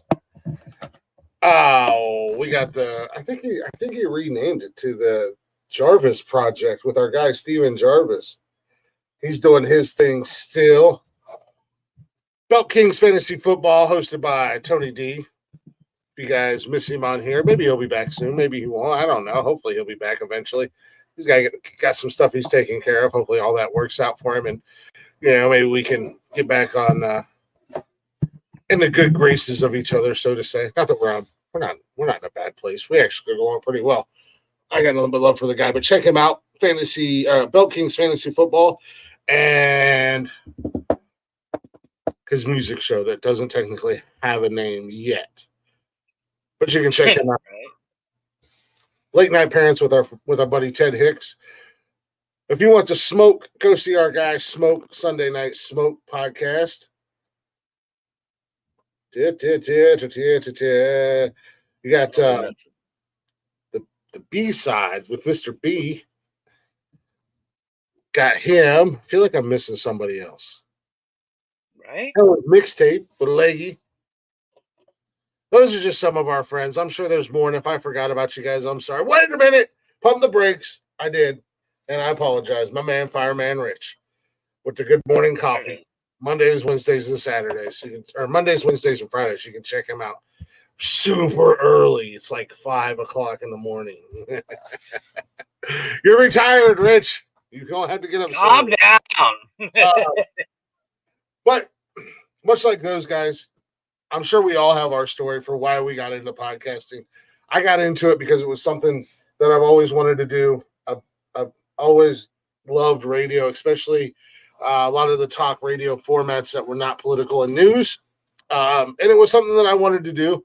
And then Jeff and I reconnected a couple of years back and started talking on been friends for 25 years. We might go a year or so without talking to each other. Then we might talk for a couple months, and then we go a little while. But we reconnected, and I brought up the idea of, hey, Jeff, I've been wanting to start a podcast. We're already spending fucking 3, 4, 5, 6 hours a day on the phone with each other, like we're fucking courting each other, and it's the 1950s. I said, how about we start a podcast? You wanted back in these pants. Yeah. Didn't really think Jeff was going to be into it, but he jumped on board. And, we've been having fun ever since. It's something that I enjoyed doing. It was kind of my escape. But just recently, we jumped over and we jumped on board with Zencastr, and they've done wonders for the show, helping us out, helping us grow, and all that stuff. And we want to give you guys the opportunity as well. It's so easy. Record your podcast with Zencastr. Log in with using your browser and start recording a high-quality podcast right away. Record studio-quality sound and up to 4K video with your guest. Feel a sense of zen. Knowing Zencastr's multi-layered backups ensure you always have your recordings and the highest quality, even if the connection is unstable. And we all know how connections can really pull the e-brake on a show around here. Not only that, but you're going to sound your best. Have you ever worried what you're going to sound like? Zencastr's post-production process makes you sound buttery smooth. It automatically removes those ums and ahs in your recording. It removes those awkward pauses, like when Jeff was telling us about the Pontiac Firebird truck / Camaro. And there was just a lot of awkward silence. This is why we waited. You're also going to set the right by the way, loudness and levels. By the way, yes, I have the price of what that Trans Am truck sold for. I'm glad that you just interrupted. Ad for a sponsor for that, and you couldn't wait until we came back from break. Because this price is insane, dude. It was sold at Barrett Jackson. Please tell me, Tony D. Take a guess. I'm curious what you thought it was sold for at Barrett Jackson. $1. $286,000. Your brother in the house. Yeah, he's been in the house for like the past 2 hours. He came in early. $280,000. $286K. Sold it there. That could have waited until I finished doing it. But there is only one. That could have waited until I got done doing this live ad read. Could have, but couldn't. It's not like we're getting paid. I don't know. I mean, they're paying us for this. God forbid we actually able to get one out. But they've heard the show, so they haven't because they're still paying us for this. I don't know. Just saying. They know the deal. They know what they signed up for. Anyways, thanks for Oh, everything you do for our podcast. And if you're a podcaster and you would like to check out Zencastr yourself, go ahead and head on over. Go to zencastr.com/pricing. Use promo code Words Are Hard, and you're going to get 30% off of your first month of any Zencastr paid plan. And I want you to have the same easy experiences that we do for all your podcasting needs and content. It's time for you to share your story. Again, zencastr.com/pricing. Use our promo code Words Are Hard. Get that 30% off your first month. Good Lord Almighty. With that being said, Zencastr.com. Every time somebody says .com, I think of that. I remember that Yahoo. Don't copyright infringe us. I didn't. I'm just saying. Every time I hear somebody say .com in that context, I'm like, .com. You're gonna come back and go, oh, Liquid IV. Wait a minute, that's not how it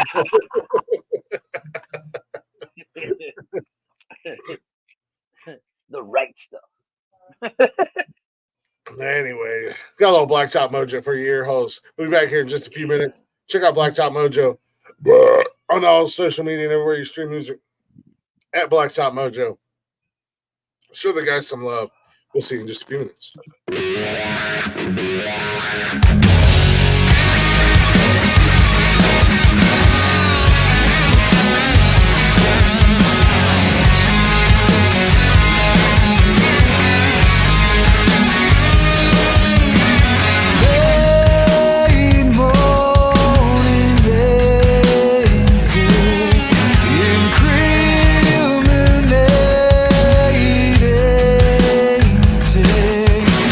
Oh,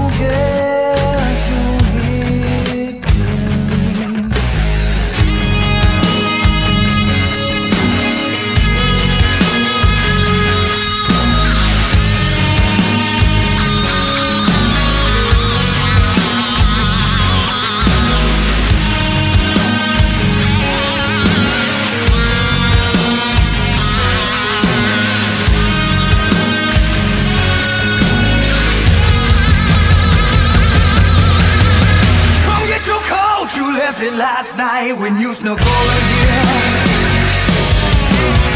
I won't tell anybody you came around. Tell me to keep it down low, to scream so loud. I'm trying to keep it down. I'm trying to keep it down.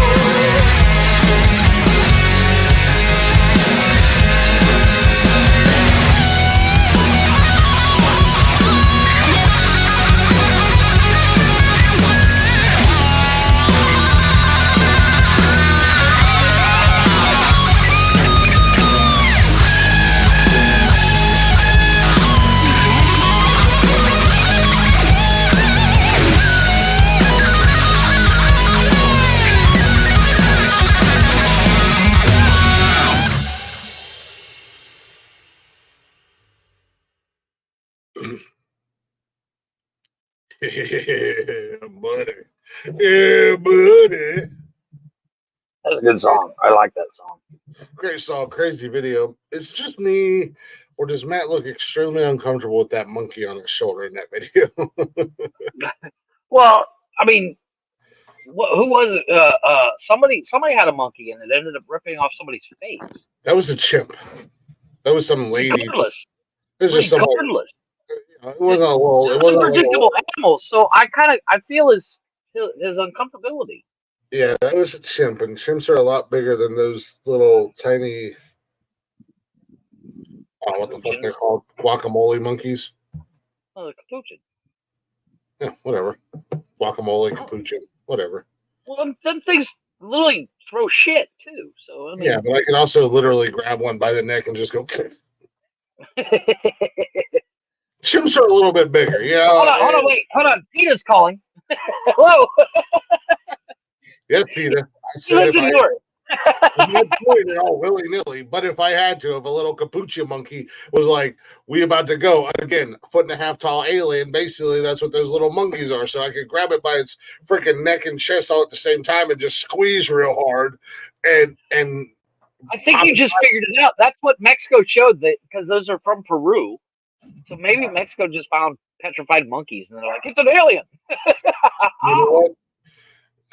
Again, wouldn't surprise me. But anywho, welcome back to Nonsensical Nonsense. That's Jeff. I'm Glick. If you're not already, go ahead and check them out on them socials. Join us live on Facebook and YouTube Mondays, Wednesdays, and Saturdays, 7 p.m.-ish. And you can listen to us anytime, any place on Zencaster and Spotify, everywhere you listen to podcasts at. Go ahead and head over to bio.link/nonsensical nonsense. It's going to give you all our links. Oh, excuse me, not only our links, but also links to our sponsors. You can check them out. And remember to use promo code Words Are Hard as always. Jeffrey. Yeah. We've been doing a lot of these lately, but there's been so many fucking good ones. And our friends over at Rant, our friends over at Screen Rant have another top 10 list. I do love a good top 10 list. Look, hold on, let me get comfortable. And it's Screen Rant, so it's right up your wheelhouse. These are movies. The 10 great movies where the heroes were dead the whole time. Ooh. Yeah, I figure, we're kind of dancing around and playing in the spooky season, and these aren't necessarily horror movies, but some of them are thrillers or dramas, or maybe they can be considered horror-esque.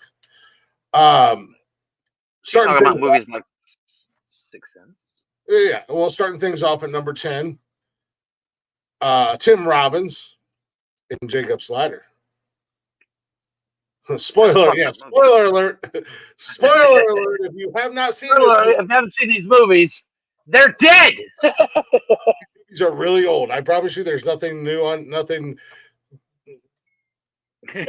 Like this is in theaters now, folks. Go see it. He's dead. The newest movie on here is like 20 years old, and if you haven't seen it yet, well, Jacob's Ladder. That's based on a book by the same name. Jacob's Ladder was just got a little brief little paragraph in here. '90s Jacob's Ladder was a stylish, thoughtful horror drama from director Adrian Lin. The movie saw a disturbed Vietnam veteran played by Tim Robbins, plagued by nightmarish visions as he eked out a grim existence in a rainy, gloomy city. Eventually, in the climax, revealed that the terrifying, distorted doctors and nurses Jacob dreamt about were a medical unit fruitlessly attempting to save his life as he bled out in Vietnam.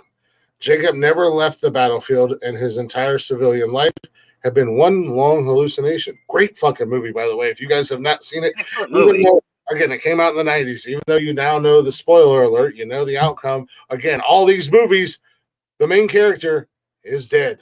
Words are hard. But still a great fucking movie, nonetheless. Tim Robbins, actor. This is a weird movie. Coming in at number 9.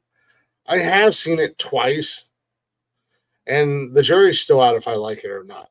But it is a really weird movie. Number 9 is 2003's Dead End. I don't think I've seen it all the way through, but I started to watch it. Yeah. While Jacob's Ladder is an obscure horror movie, Dead End is an even less well-known in this twisty 2003 psychological horror. A bickering family of suburbanites drive in endless circles after getting lost en route to a Christmas party. The first half of Dead End doesn't feature much in the way of horror elements, but the presence of genre veterans Lynn Shane and Ray Wise, which if you look these two up, you would know exactly who they are. They've been around forever, been in every goddamn thing.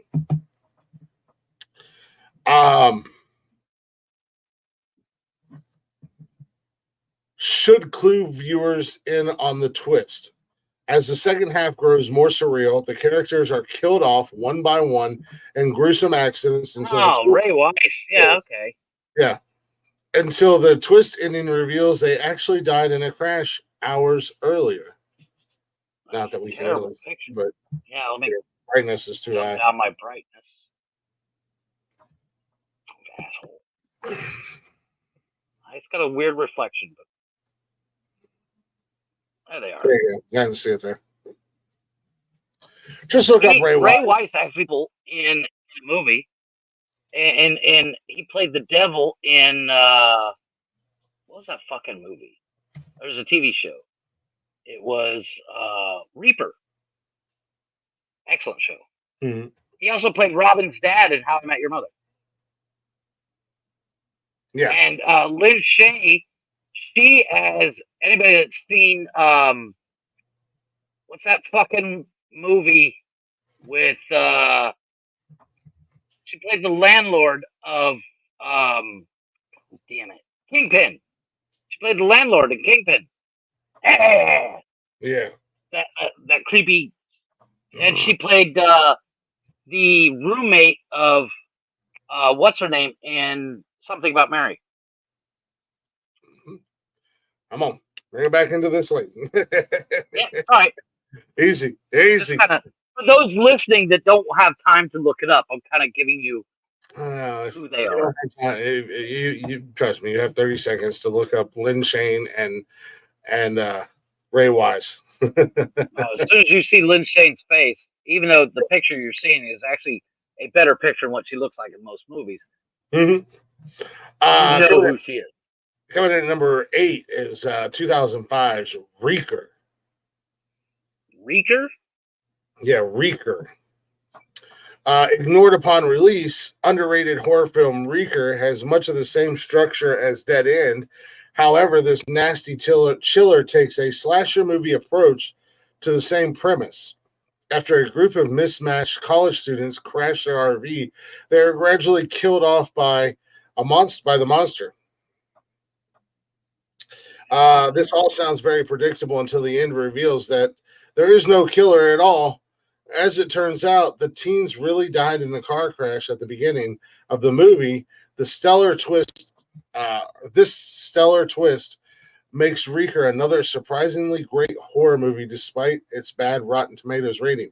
And again, if you're a fan of horror movies like I am, I promise you will like this movie. Don't listen to the critics. Has nobody in it I've seen. Yeah. Don't listen to the critics. Don't listen to what anybody says. Watch it for yourself. This is one of those random movies that I think I watched on a Sunday afternoon. I know the fucking end, so Again, spoiler alert, but nonetheless, we all know. Interesting. We all know the ending of Sixth Sense, but it doesn't spoil the movie. Agreed. Excellent movie. All right, Jeff. It is actually a prequel to No Man's Land: The Rise of Reeker. Yeah, good sequel, prequel. Number 7, 1962's Carnival of Souls. Carnival. Before Dead End or Reeker, Carnival of Souls trod similar territory way back in '62 in a story that went on to influence everyone from David Lynch to Wes Craven. This horror movie told the tale of a woman who found herself followed by strange, shady figures after a car crash. Inevitably, she eventually learned that these were the souls of the dead, and she had just joined them without realizing it. Great movie from the '60s. Again, I'm a horror guy, so I'm in. Carnival of Souls, right there. Black and white movie. So seen it a few times. Yeah, great black and white movie. Coming in at number 6, 2008's The Escapist. I have not seen this one. This is not necessarily a horror movie.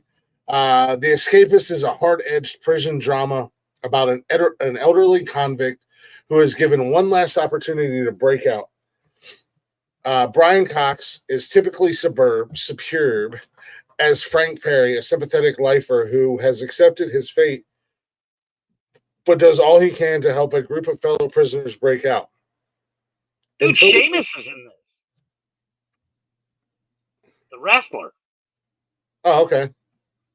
Yeah, he plays Two-Ton. Nice. Until the movie's final moments, it looks like Perry is among the escapees. But in his final scene, the escapist reveals that its title refers to the anti-hero's ability to imagine a happy ending as he sacrifices himself and assures everyone else's survival. Yeah, sounds like a good movie. I might have to check that out. It's got one of the guys, Liam Cunningham. He's in Game of Thrones. Brian Cox. Brian Cox has been in a ton of shit. Yeah. He's another one of those guys. But huge. But that was The Escapist. Played the king in Troy. And I'm at number 6. And when we get down to number 1, I'm going to do a real quick run through of the top 10 just to give you guys these titles of these movies, just in case you want to check them out. I know you know the ending. Surprise, surprise. Spoiler alert. But the title of this article gave it away. Yeah. But nonetheless, it's not going to take anything away from the movie. Coming in at number 5, Bruce Willis, The Sixth Sense. Creepy little, what's his face? Oh my God, what's his name? I forgot. Haley Joel Osment. Yeah, Haley Joel Osment. And M. Night and M. Night Shyamalama Ding Dong doing what M. Night does, hitting you with that twist at the end, going, holy shit. Didn't see that coming.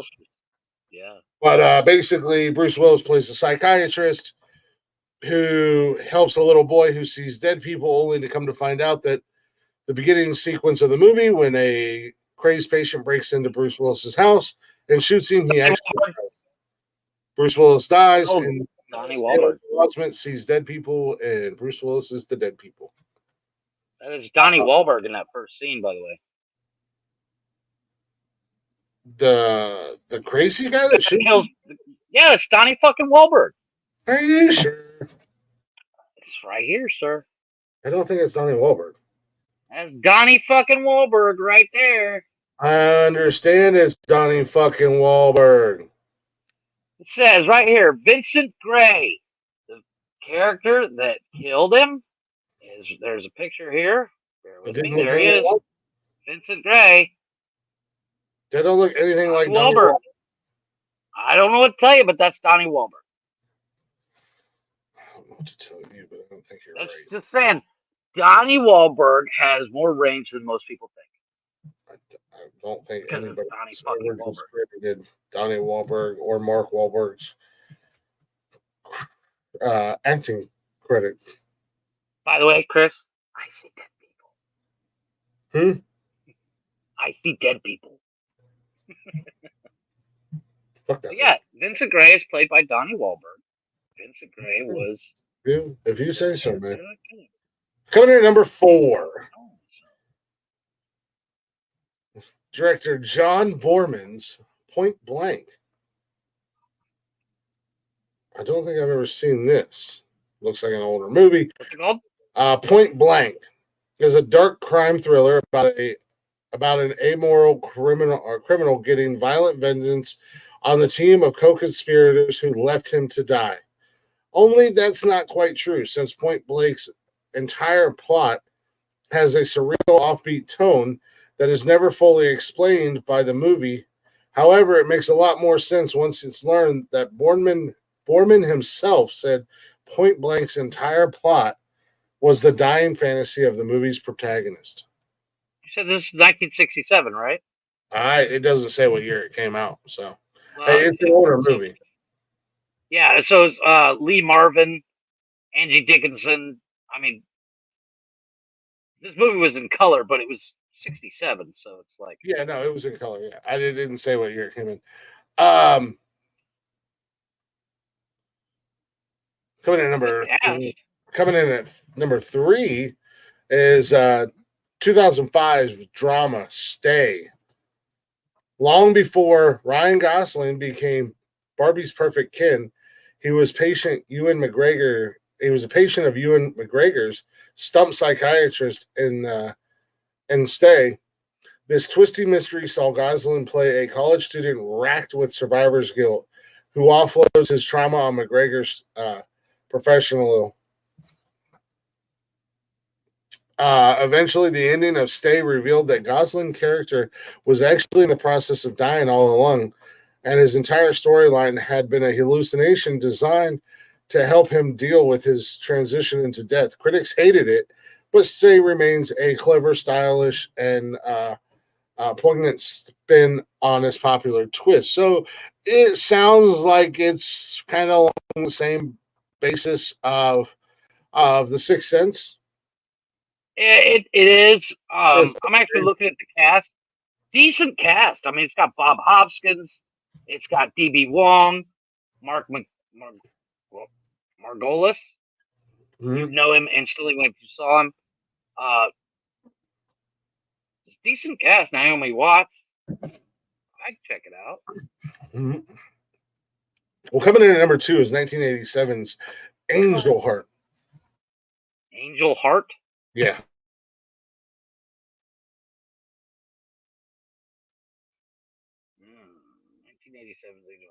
Okay. Oh, hey, with De Niro. I ain't mad at that. Yeah, Angel Heart is a twisty, dark neo-noir about a private investigator who's hired to hunt down a ruthless, remorseless criminal. Along the way, he sleeps with a young woman connected to the criminal's killings and uncovers a twist of satanic rituals and black magic. Then the hero discovers that he is the very killer he's looking for. His love interest is his own daughter, and his employer is the devil himself, who has sent him on this quest as punishment for his horrific sins he committed in life. Damn, that's fucked up. Now I want to see it. Yeah, as I said, this sounds like a wild ride. I have never seen that. I do kind of now. You're talking Lisa Bonet plays the daughter. Robert De Niro plays the devil / boss. Mickey Rourke plays Angel. Let's see who else we got in here. Nobody else. People that you would know if you saw their faces, but nobody. Elizabeth Witchcraft. Yeah. Decent cast. Definitely have to check that out. Yeah, Angel Heart. Number 1. I didn't really like this movie, and I don't know if it was because of the main character or if it was the movie was just that freaking bad. I don't know. But I didn't like this movie. You guys can check it out if you want. But it's 2001's The Others, starring Nicole Kidman. Ah, I'm not the okay, biggest so fan of Kidman. I did see this movie. The problem I had with it, the whole time the movie's going on, you're going, "What the fuck is going on?" Well, there was that too. There was that element. But The Others, Nicole Kidman plays a nervous, strict mother whose children are allergic to sunlight. For most of its runtime, the gothic horror implies that the cavernous house inhabited by Kidman's family is haunted by unseen ghosts. However, The Others ending explains that the main characters themselves were the ghost all along, and the presence that disturbed their home was new, living owners. Essentially, a much less fun spin on Beetlejuice. The Others proved that even the oldest twist endings can still sometimes feel fresh. Again, like I said, not the biggest fan So of the movie. it's basically a haunted house, but from the view of the ghosts. Yeah, exactly. Maybe it was maybe it's because I'm not the biggest fan of Nicole Kidman. Nothing against Nicole Kidman, just not the biggest fan of her. But yeah, there was a lot of open-ended plot. What the fuck is happening? I Yeah, don't get it. Yeah, there's a lot of loopholes, a lot of holes in the plot where you're just like, Jesus, this plot is Swiss cheese. And then I hate to watch it if you want, but then the ending is just like, oh, they're dead, they're ghosts, and there are people living in the house that they think are ghosts. Oh, okay, cool. And they don't even they just throw it in your lap. Like there's no like build up or anything. They just like throw it in your lap. They're dead and they're alive. I just watched 3 hours for that.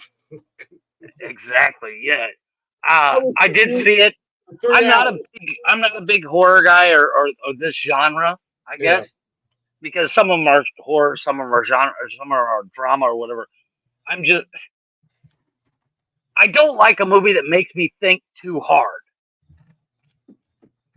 And this is a movie where you're watching it, you're constantly going, wait, I got pissed. We got to pause it because if I miss something, I've lost the entire fucking plot. But you feel that way at the end of the movie. Did I miss something? And ladies and gentlemen, And this then is why Jeff doesn't watch Sesame Street, Reading Rainbow, Bill Nye the Science Show, or any of those educational television shows. Speaking of, I got a little story for you. Well, hold on 1 second. Let me wrap this up. Let me go ahead and like the others. Let me wrap this up. Go ahead. So that was the top 10 great movies where the heroes were dead the whole time. Just a real quick recap. Number 10, Jacob's Ladder. Number 9, Dead End. Good movie. Number 8, Reeker. Number 7, Carnival of Souls. Number 6, The Escapist, which I kind of want to check out now. Number 5, The Sixth Sense. Number 4, Point Blank. Number 3, Stay. Number 2, Angel Heart. Number 1 was The Others. Check them out if you guys want. I think I'm going to check out that Angel Heart. That sounds good.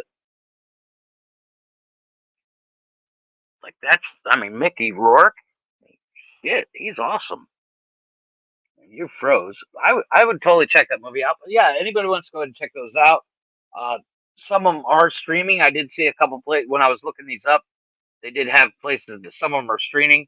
For instance, the Others, the number 1 movie, is streaming on Prime. So you can go ahead and check it out. I mean, it's not.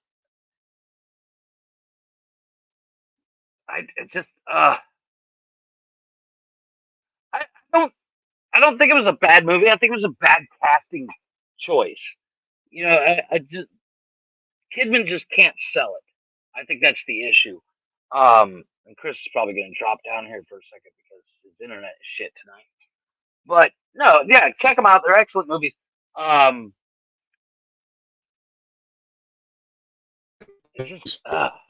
there you go. Oh, wait, no, you're still frozen. Keep going. You're still frozen.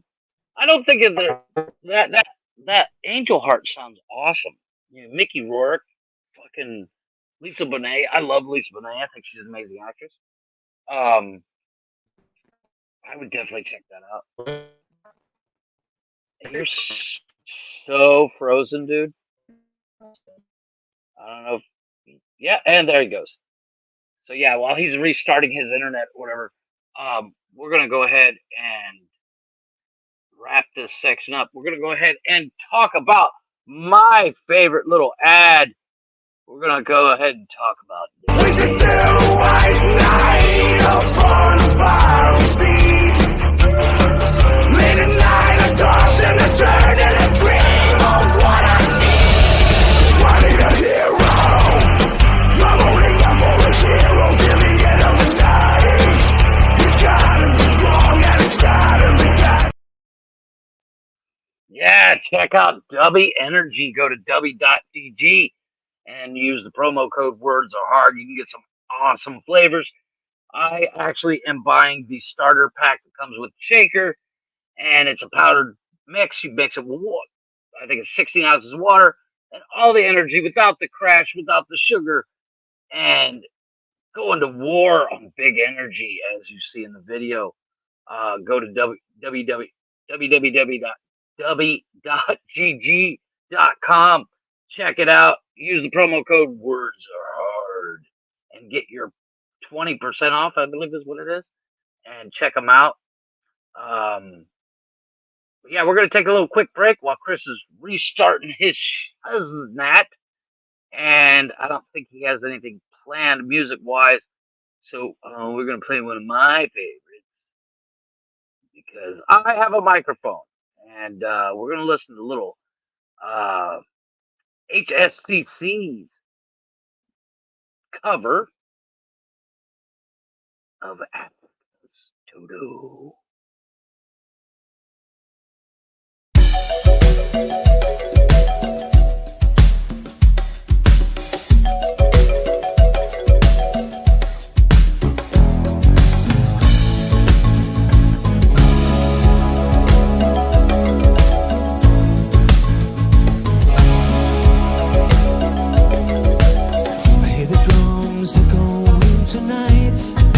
She hears only whispers of some quiet conversation. She's coming in 12:30 flights as moonlit wings reflect the stars that guide me towards salvation. I stopped an old man on the way, hoping to find some long forgotten words or ancient melodies. He turned to me as if to say, hurry boy, it's waiting there for you.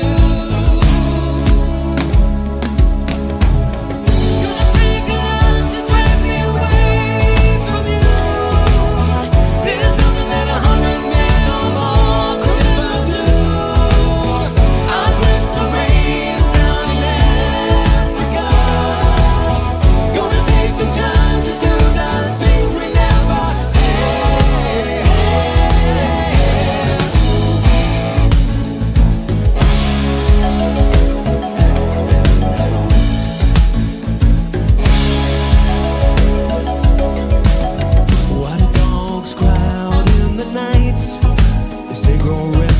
Longing for some solitary company. I know that I must do what's right. Sure as Kilimanjaro rises like Olympus above the Serengeti. I seek to cure what's deep inside, frightened of this thing that I've become.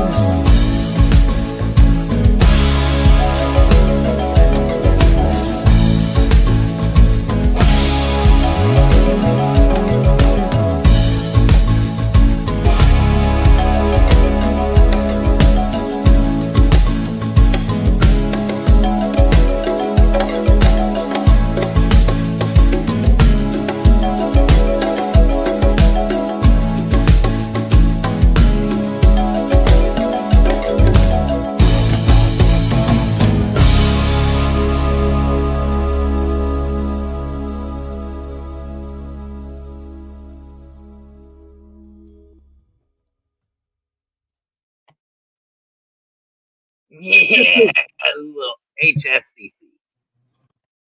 I like that song.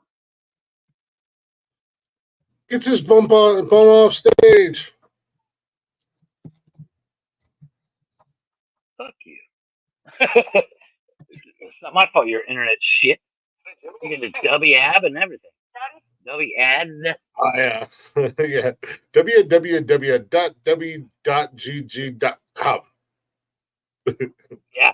Yeah, you caught that, did you? Well, Darth Vader says hello, so. One of the I played comments. my video. Your comments, you mean? Your I don't comments. know. I would never. Your comments. Those are so your comments. I mean, it literally says nonsensical nonsense. That must be a fake account. That must be a fake account. I don't know. Fucking trolls. Fucking trolls that have shit internet. I would never say anything about that. I would never say anything like that about you. I will, however, agree. I would just never. you said, hey, Angel Heart, man. Yeah, I'll check Angel Heart out. I mean, yeah, I'm gonna check that movie out. It looks good. I'm kind of curious to see it. De Niro and Glick's internet's fucked up, and it was my game. We really got to work on your improvisation. That's not my job. That's not my job.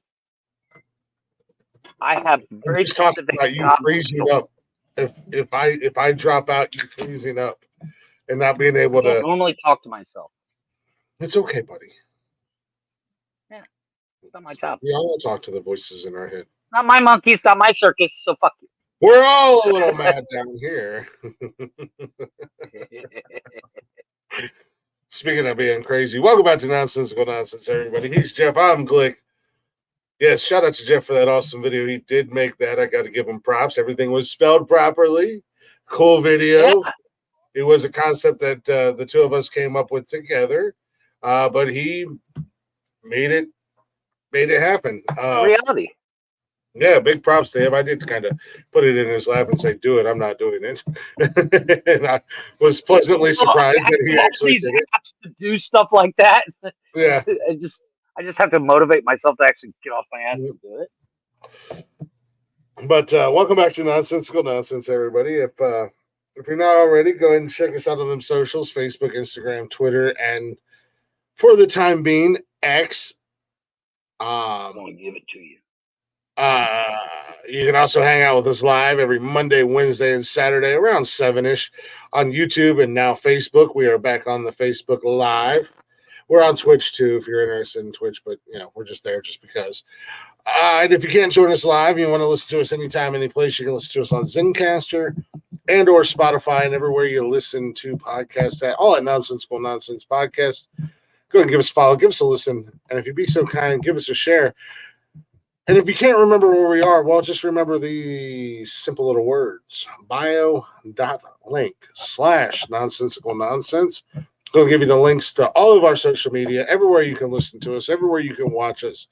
Not only that, but it's also going to give you a link to our sponsors, like W and W Energy and Liquid IV, and from our fellow podcasters out there, Zencastr. If you guys want to check that out, maybe you've already got a podcast, maybe you're thinking about starting a podcast, maybe you had a podcast and you stepped away from the podcasting game for a little bit and you want to get back into it.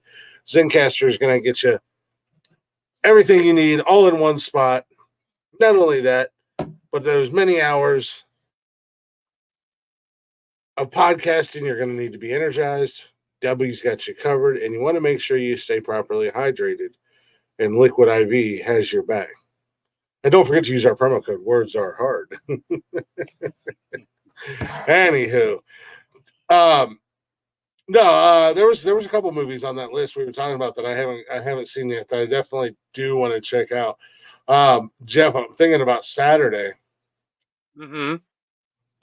Taking up a little bit of time because there's they're going to be firing back up again this coming weekend. I have a list of the top haunted houses in the U.S. ranked by Yelp reviews, and I'm not talking about actual haunted houses. I'm talking about like where somebody set it up. Yeah, like your haunted hoochies and haunted prison, or if we have Fear Columbus, we have the haunted hoochie.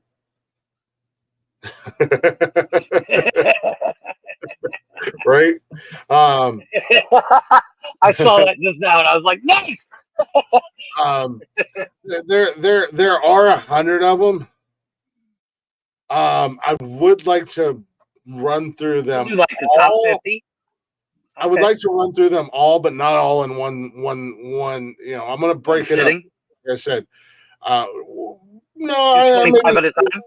Maybe do like 10 or 15 of them. Something like that. We'll see how it goes. How quick we can fly through them, because they're not movies. So Jeff's not going to go off on tangents about actors and the other movies they've been in and stuff like that.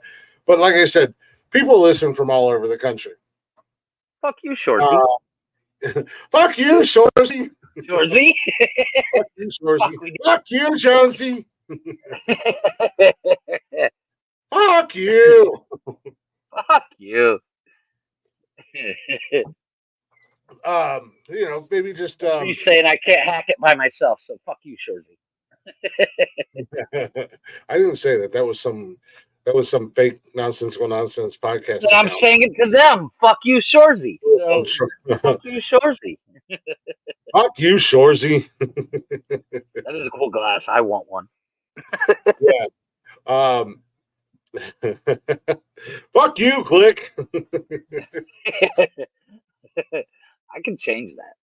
I can adjust that. Just say it. Yeah. But I think I want to dive into that and do, because I love haunted houses. I love going to them. Nikki and I have talked about trying to find time to go. We got the haunted jail here in town. And we got Fear Columbus. I would love to take her to the haunted hoochie, because people literally come from all over the country to go to the haunted hoochie. Some people come from different parts of the world to go there, and that's right down the road from us. But I do want to dive into that.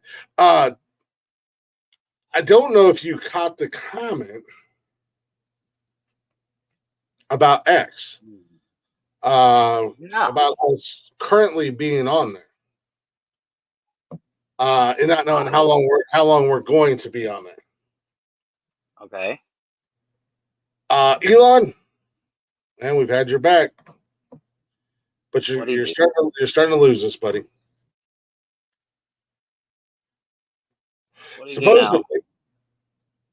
Supposedly, I don't know how true it is. I'm trying to find the article again.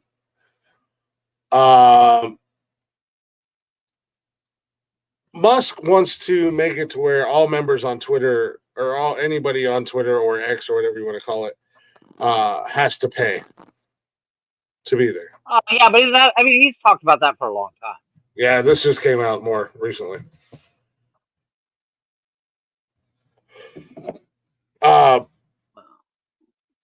And the reason, like, I understand the reason why he wants to keep doing it.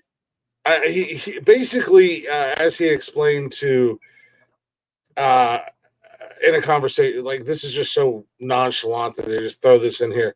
Elon Musk, in a conversation with the Prime Minister of Israel, shared that he may put X, formerly known as Twitter. Yeah, like, they're just chilling out, hanging out at the barbecue, and the Prime Minister of fucking Israel, formerly known as Twitter, behind a paywall to protect its platform from bots. So a part of me is like, all right, I get it, I understand it. Like, that was your number one thing you wanted to do with Twitter, was to eliminate bot free the bots and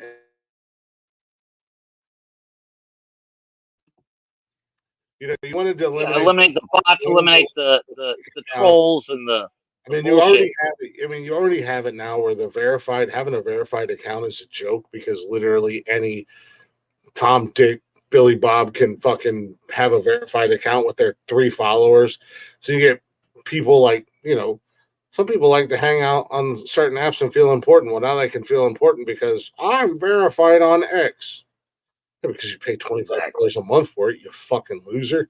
Like, you have 10 followers. You, Shorzy. Yeah, you have 10 followers. Fuck you, Shorzy. But he said we're moving to having a small monthly payment. for the use of the system must hold Prime Minister on Monday. This was last week, I believe it was, or the other day. I don't know. Because bot costs a fraction of a penny, call it a tenth of a penny, but even if it has to pay a few dollars or something, some minor amount, the effective cost of bots is very high. He added during the discussion, blah, blah, blah, yada, yada, yada, da, da, da, da, da. So, he wants to put a paywall up there. And I say we may or may not We're not. Be there, depending upon how much it is, because as we've learned in recent history, when I was passively aggressively called out, and I had to explain that 2.5 years, all out of my pocket. And it adds up quick. I really don't want to pick up another monthly bill, even if it is something minute, because at the end of the day, it still adds up. Agreed. But nonetheless, at the end of the day, we'll see what happens. I understand his reasoning, but I think I'm not alone with not liking it. I think there's going to be a lot of people. Fuck you, Click. Yeah. Fuck you, Shorzy. Yeah, I actually found that real quick and made that on the fly. Yeah, you could have done better, but not too bad. I agree with the troll. This Jeff guy can't hack it.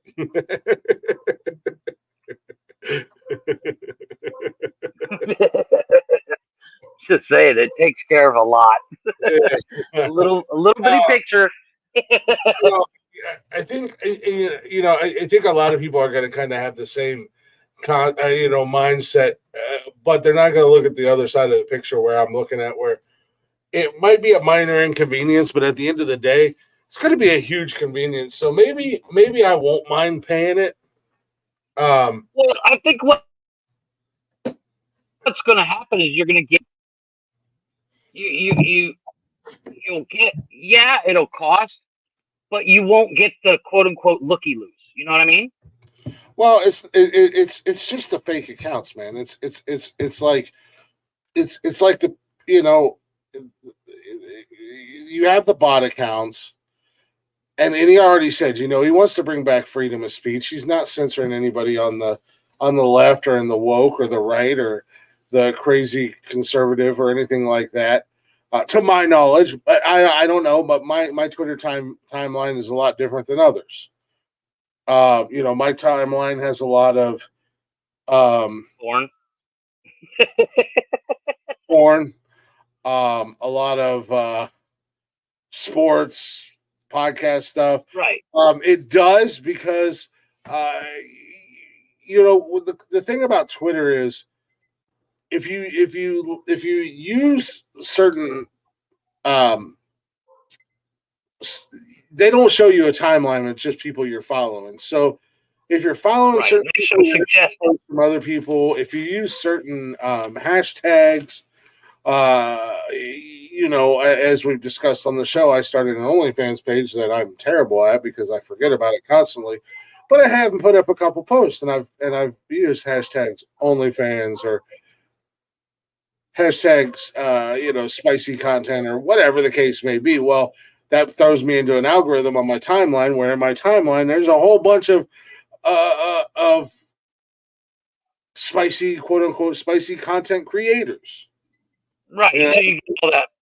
But I also know a lot of people who sports related, like Michigan and Cleveland, and Cleveland, Cavaliers, Indians, Browns, Cincinnati Reds, Blue Jackets, Penguins.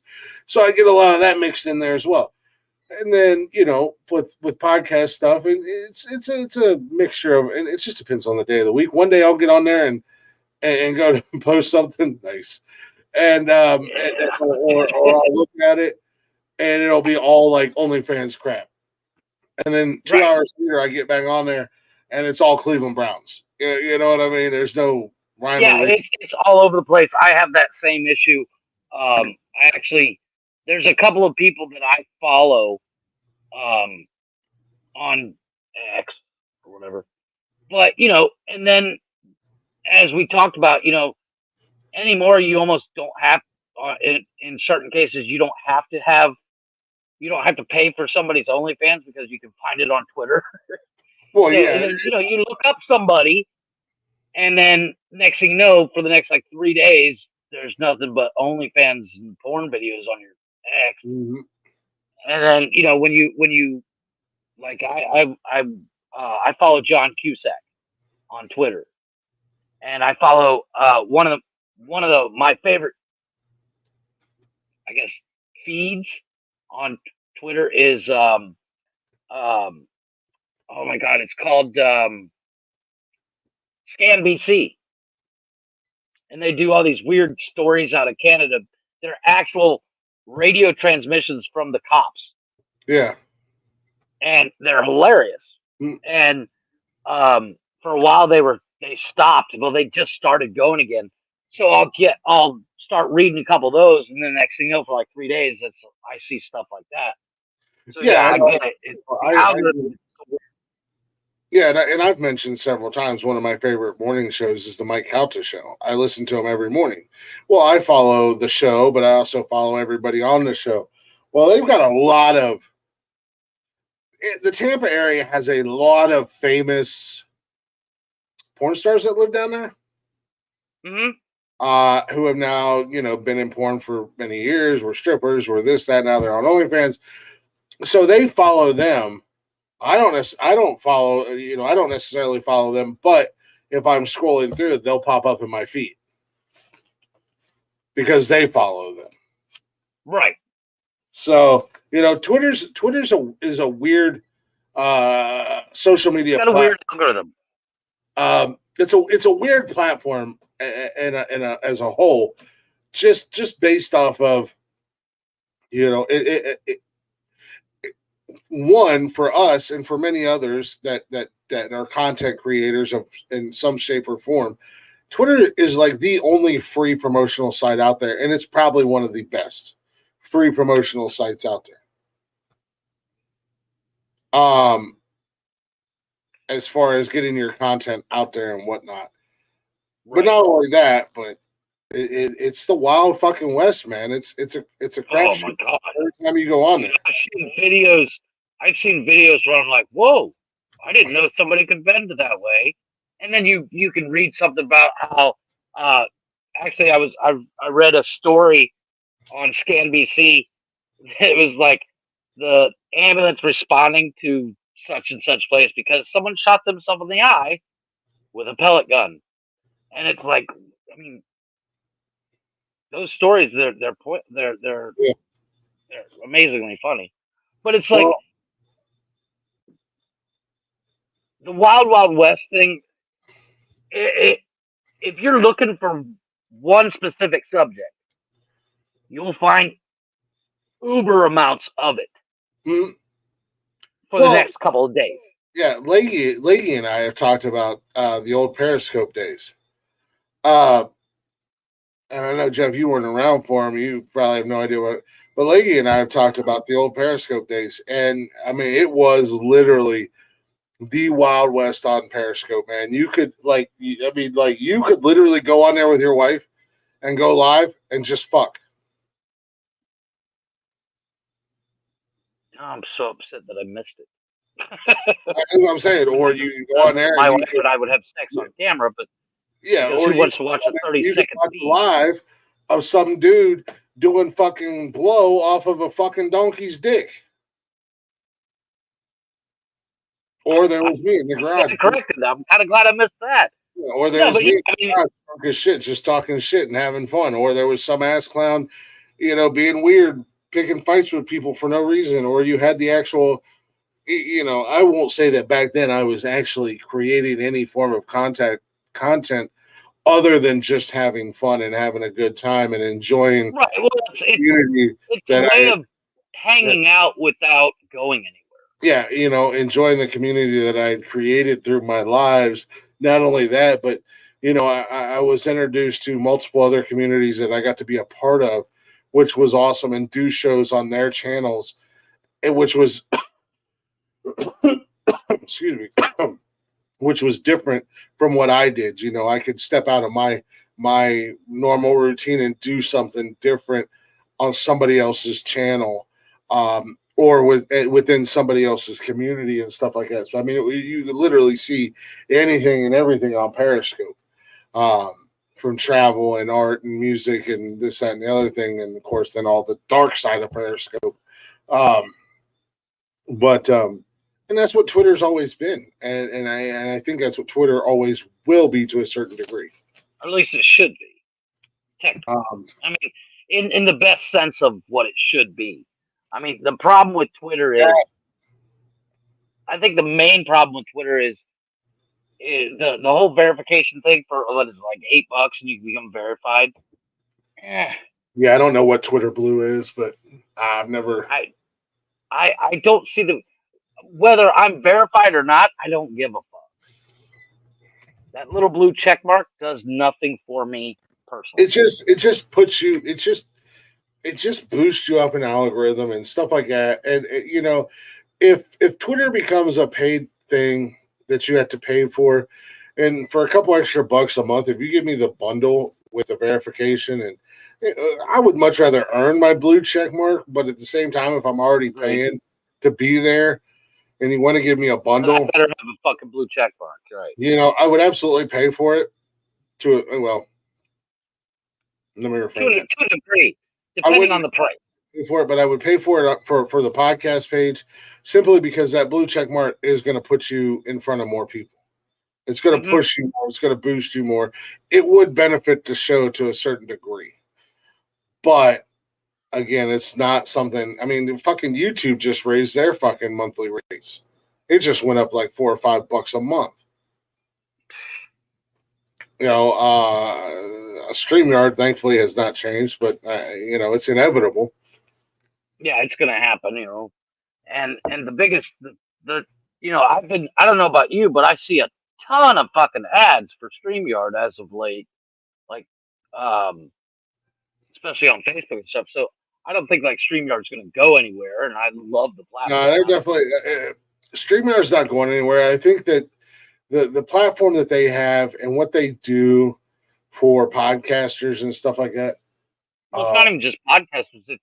It's like things. You can do webinars, and you can do, you know, there's so much you can do that you can't. Are you closing? Like, even if you try to do this on Zoom, you can't go live on Zoom. Exactly. Well, you can go live on Zoom, but in order for people to watch, they have to have a link. And they basically show up on camera. And, you know, or you know, it's obviously not the same. It's not like you can just stumble across it. Zoom is great for what I use it for, but I wouldn't. And the only reason I would use Zoom to do a podcast. What's in there? The only reason I would use Zoom to do a podcast is because I would have the ability to record the video and then post it later. Like if I wanted to record at 4:00 in the morning and then post it at a later time and not be live, then Zoom would be perfect. But with StreamYard, what I like about it is that, you know, right now we're on 3 different places and we don't have to worry about, don't forget to put it on here and put it on here. And you know, all the main work of getting it to those extra places is done. All we got to do is actually have a conversation, and you know, you got to edit the video or not edit, but you got to put it up on Spotify and Zencaster and all that fun stuff. But I mean, and Spotify makes, or not Spotify, StreamYard makes that super easy to do, anyways. Right. But you know, if we wanted to do, I don't think we could do a live, but we could record a video on Zencaster. I don't think we can go live on there, but we can record the video, record the podcast, and then post it onto YouTube and stuff like that, and then straight from. But it wouldn't be live. No, it wouldn't be live, and then convert it into the audio and straight up post it up for distribution. And like I said, you know, Zencaster is literally your all-in-one.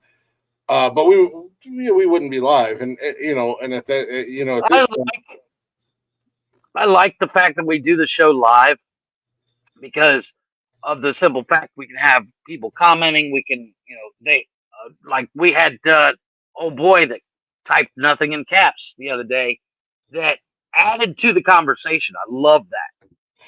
Yeah, exactly. I think the show would it would still be a great show. We would still have fun with it, but certain things that you and I don't think of when we're having a funny conversation, or we're like, "Oh, well, would you do this?" We have caveats that people throw in. You're like, "Oh shit, we didn't even think of that." That kind of thing. No, I love exactly. this aspect. What the fuck is going on? But yeah, when it comes to personally, I don't really go on X personally. I'm only on X for as far as use goes for the podcast, and on my personal page for motion of other stuff. And then my personal page, I follow a lot of not only Cleveland Browns but NFL reporters. I don't really follow many other sports outside of the NFL on Twitter. So I get a lot of stuff NFL related, especially Cleveland Browns related, even before ESPN or Yahoo Sports drops it. It's on Twitter. I mean, like in all honesty, being at the game Monday night, I could have jumped on Twitter and I could have put out there before anybody else, Cleveland will sign Kareem Hunt by Wednesday. Nice. And just because I knew what Cleveland was going. I literally looked at Nikki as soon as I seen that Nick Chubb was down, and then they showed the replay one time in the stadium, and I looked at her and I said, "They're bringing Kareem Hunt back." And she's like, "Okay." I'm like you have no idea what this. Her reaction was the same as mine. I was like, "Yeah, okay." Yeah, whatever. But for a football guy, dude, he's gonna get payday. Like I told my buddy Rick, him and I will be starting a football show here soon. We're going to cover NFL, college, and fantasy football together. I think I messaged him that night or after it happened, and I said, "Hunt's coming back," and he was like, "I don't know." I said, "Trust me." And then today he was like, "Akers or Hunt?" I said, "I'm telling you, Hunt's coming back. He just visited. He's coming back." And then a couple hours later, the notification came out that they saw, and I said, "See, like the dude already knows the system. We literally just cut him in the offseason. He already knows the system. He already knows coach staff. He knows what he's walking into." What's up? Can you hand me one of the sheets? One of the sheets. Yeah, for the dryer. Will you ask Austin? Or we gotta get you a step stool, Pedro. They're on a shelf above the thing. Yeah, but a chair. That's about all I do on Twitter. But in other news, check this out, dude. Yeah, there is a chance. Back in episode 14, we confessed our love for Ryan Reynolds, but there was somebody else in that conversation that we were talking about. Kevin Costner. He's single now, isn't he? Yeah, Kevin Costner, and by the way, I know his now ex-wife's name. We didn't know it back then. It's Christine Baumgartner. Exactly. I've looked it up a couple times. Like, fuck that bitch. Kevin Costner and Baumgartner have officially reached an amicable divorce settlement, according to media reports. And check this out. This is something else I didn't know. Shout out to our man, Kevin Costner. 68 years old. How old was his wife? Ex-wife. Soon to be ex-wife. She was like 40. 49. I ain't mad at it. Yeah, go ahead, Kev. I'm just saying, Hey, I may or may not be sliding in his DMs later on tonight. I don't know. How you doing? He on X? I'm just saying. He gonna be on Grindr any minute now. I'm just saying. Yeah, she. That's right, Kevin. Yeah, right. Christine was a model and a handbag designer. She filed for dissolution of marriage back on May 1st. The couple have sparred over child support, and Christine moved out of the family's home in Santa Barbara, California. Blah blah blah, yada yada yada. So it sounds like They were married for 18 years. He got with her when she was kind of impressive. 30. Yeah, something like that. They a new model, Kevin. Yeah, they got 3 children: 16-year-old, a 14-year-old, and a 13-year-old. Jesus. And they're going to join. I don't know. I don't know if you heard the rumors, but there was rumors that he's kind of been diddling somebody else's pooter. Better not be. I think it was somebody on the cast of Yellowstone, and you haven't really watched a whole lot of Yellowstone, but old girl from Coyote Ugly was on the show and played Kevin kind of love interest there for a couple episodes. I don't know who Kevin is. Kevin Costner. Oh, I thought you were talking about like the he was on Yellowstone. Yeah, I thought you were Kevin Costner's character had a love interest, a mild love interest, and it was played by the chick that was in Coyote Ugly. I can't remember her name. It's Piper or Pepper, I don't know. But she was on it for a while, and right around these rumors of that he was kind of Pepper Potts. I don't know what her fucking name is. What is her name? Pepper She's Potts. got a weird name. That was Gwyneth Paltrow and Iron Man. No, I know that. No,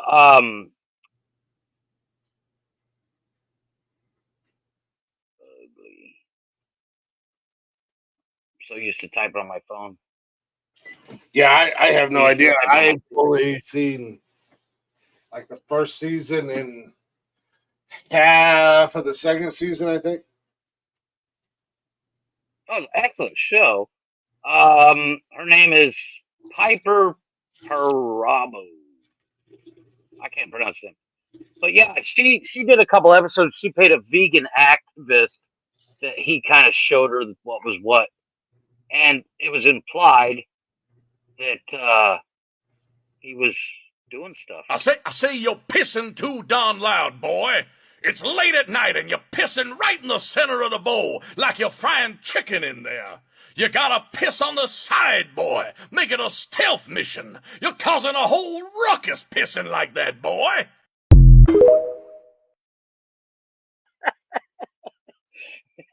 I saw you went into the bathroom. Had to let everybody know. But yeah, That guy can't hack it solo.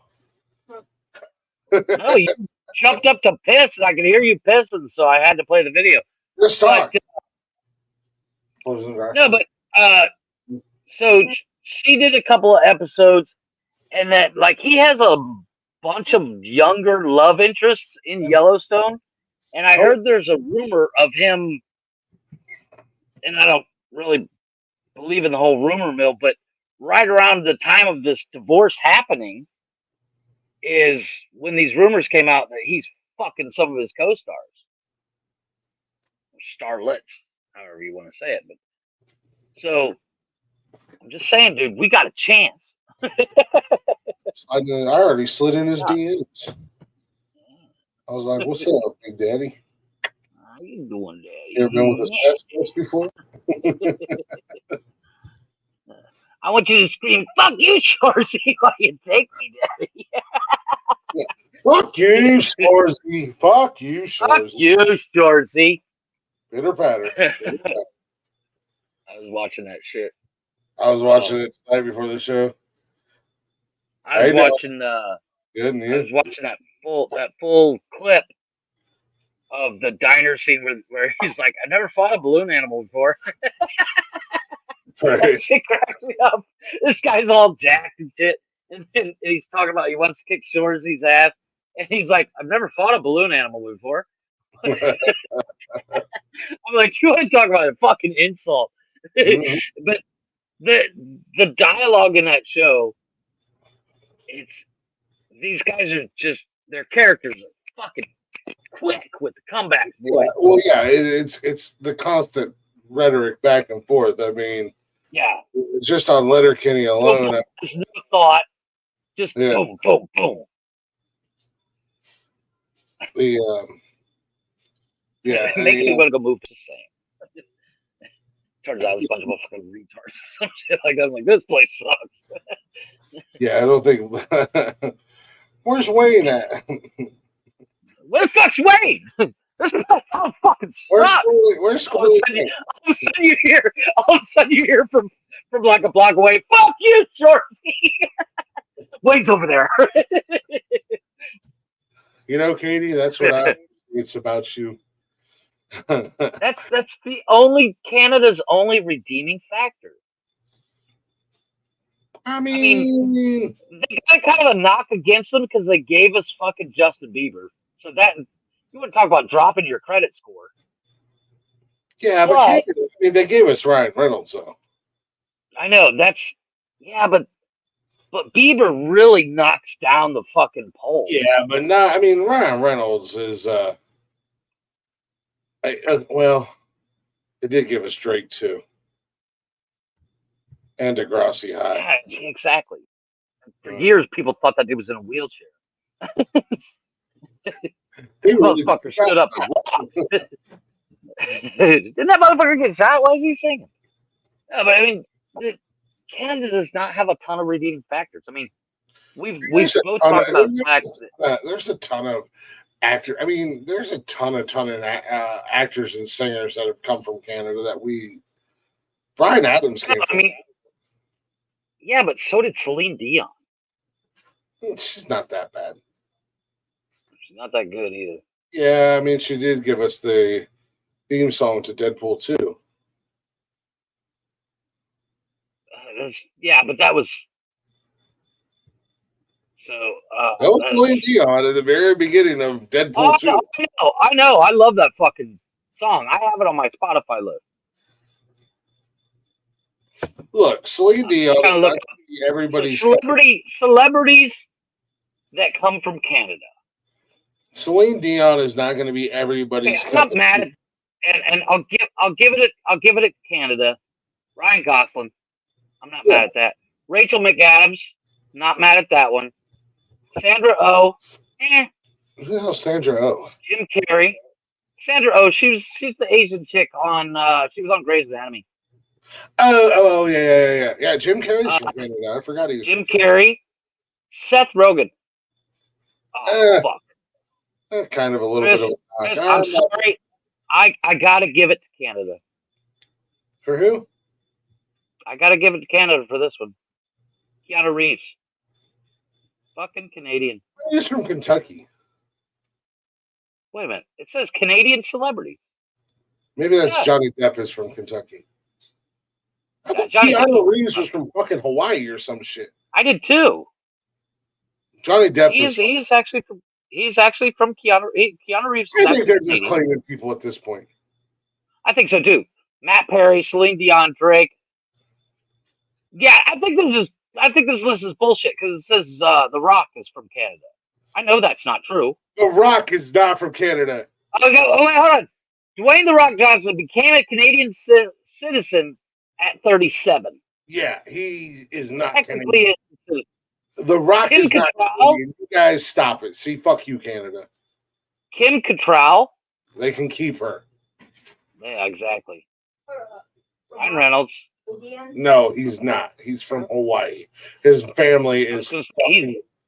He's Hawaiian.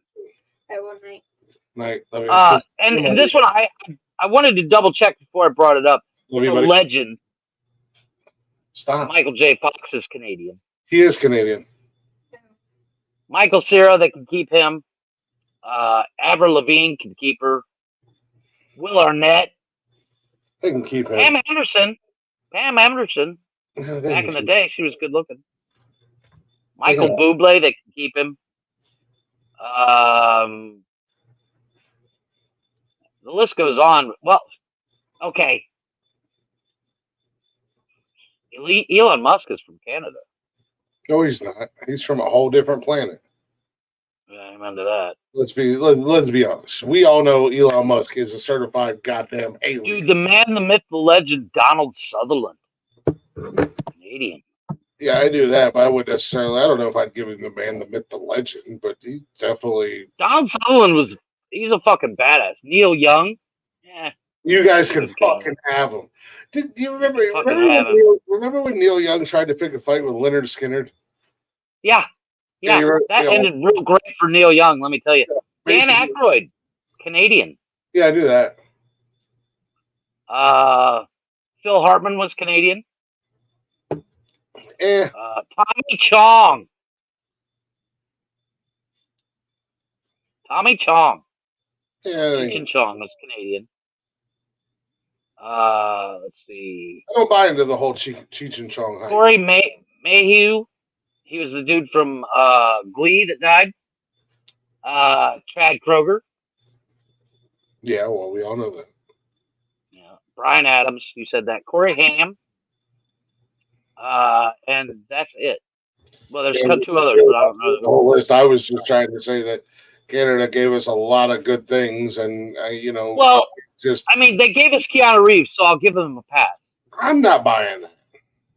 I don't either. I don't know. There's a list of famous people, including actors. Okay, so I think what is the whole thing of them becoming Canadian? And the Rock's not. It's got to be a tax break. It's got to be a tax break. Yeah, and the Rock's not Canadian. You guys cannot. I mean, as much as I wouldn't be mad at you guys having him, you can't claim the Rock is Canadian. Check this out. Keanu Reeves, born in Lebanon. Well, that's not Canada. He was born in Lebanon, but moved to Toronto at age 5. So he's Lebanese. So he's Lebanese, but his parents are Canadian. So you guys are just claiming shit. Exactly. They're trying to steal Keanu. Fuck you, Canada. He's not even ours. He's the Lebanese. He's the Lebanese people. He's Lebanese. Okay, yeah. Here's the kicker. Like Donald Sutherland is on this list of Canadian, but Kiefer is not. He was born. Well, is Emilio? Never mind. That's Charlie Sheen's son. Or not Charlie Sheen, Martin Sheen's son, Emilio and Charlie. Yeah, Martin Sheen, Emilio and Charlie. Never mind. Donald Sutherland. Yeah, I was going to say. Yeah. But like Mike Myers is Canadian. Mm-hmm. He wasn't on that list, but I think he has American citizenship at this point. I mean, let's be honest. They can keep Mike Myers. Agreed. I mean, the only thing Mike Myers ever did that I really, really, really, really liked was Shrek. I mean, I liked Austin Powers and I liked Wayne's World, but it's not Letterkenny. It's I liked Wayne's World was all right. It wasn't all that. I like the first Austin Powers. I like the first Did Wayne. we really need 2 more? Yeah, and I love Shrek. I mean, I love the Shrek movies. But anywho, check this out, dude. About that time. Yeah. It's about the time when I tell you it's about that time. Real quick, have you seen the AIBO robot dogs by chance? Oh yeah, the yellow. It's like a yellow box with dog style legs. Well, this showed a picture. It looks like a little robot dog. It's a little blue and white dog. It looks like just a little robot dog. How do you spell it? AIBO robot dogs. And I'll show our viewers. Okay, yeah, I think I've seen these before. I'll show our viewers what it looks like. Yeah. Well, what about them? Sony has agreed to repair the old robot dogs. These are the old ones right here. I remember these. Yeah, those are pretty old. I think this like is Gen 1. Yeah, this is more like the new generation. Yeah, but Sony releases new AIBO dog. Yeah, they're showing a different picture of one on here. But anyways, you guys get the gist. It's a robot dog. Sony agrees to repair the old robot dogs.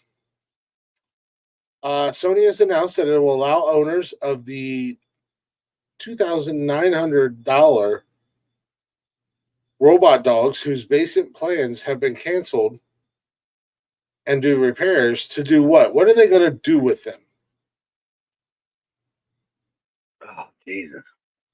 I'm sorry, if you spend $2,900 on a fucking little robot dog, you could have just bought a real dog and called it a day for free. I'm gonna say to add on like Google Alexa kind of thing. Nope. They're going to do the repairs. The company will refurbish the AIBOs as needed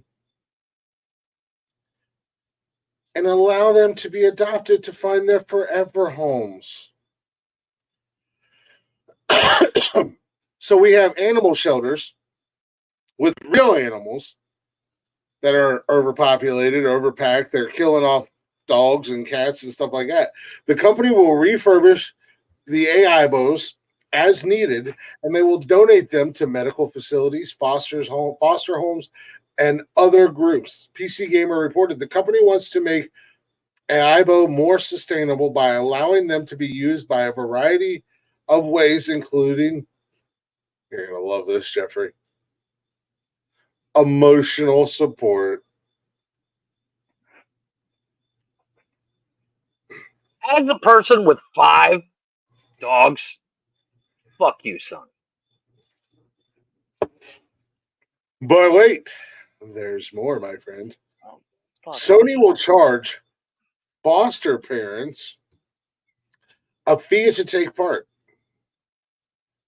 The AIBO is a toy that can do tricks like standing on its hind legs, greeting its owner at the door. They respond to voice and touch and can recognize specific people. It has been engineered to mature like real dogs, and it has a web-based interface that allows you to customize it, adding different actions. So basically what you're telling me is this robot dog is going to age and die? Once again, so does my dog. If I get a robot dog, it should never die. Exactly. It should outlive me and my kids and their kids and so on and so forth. It should eventually, and I'm sorry, if for what that robot dog does for $2,900, I can get a real, my dogs, my dogs were free. Yeah.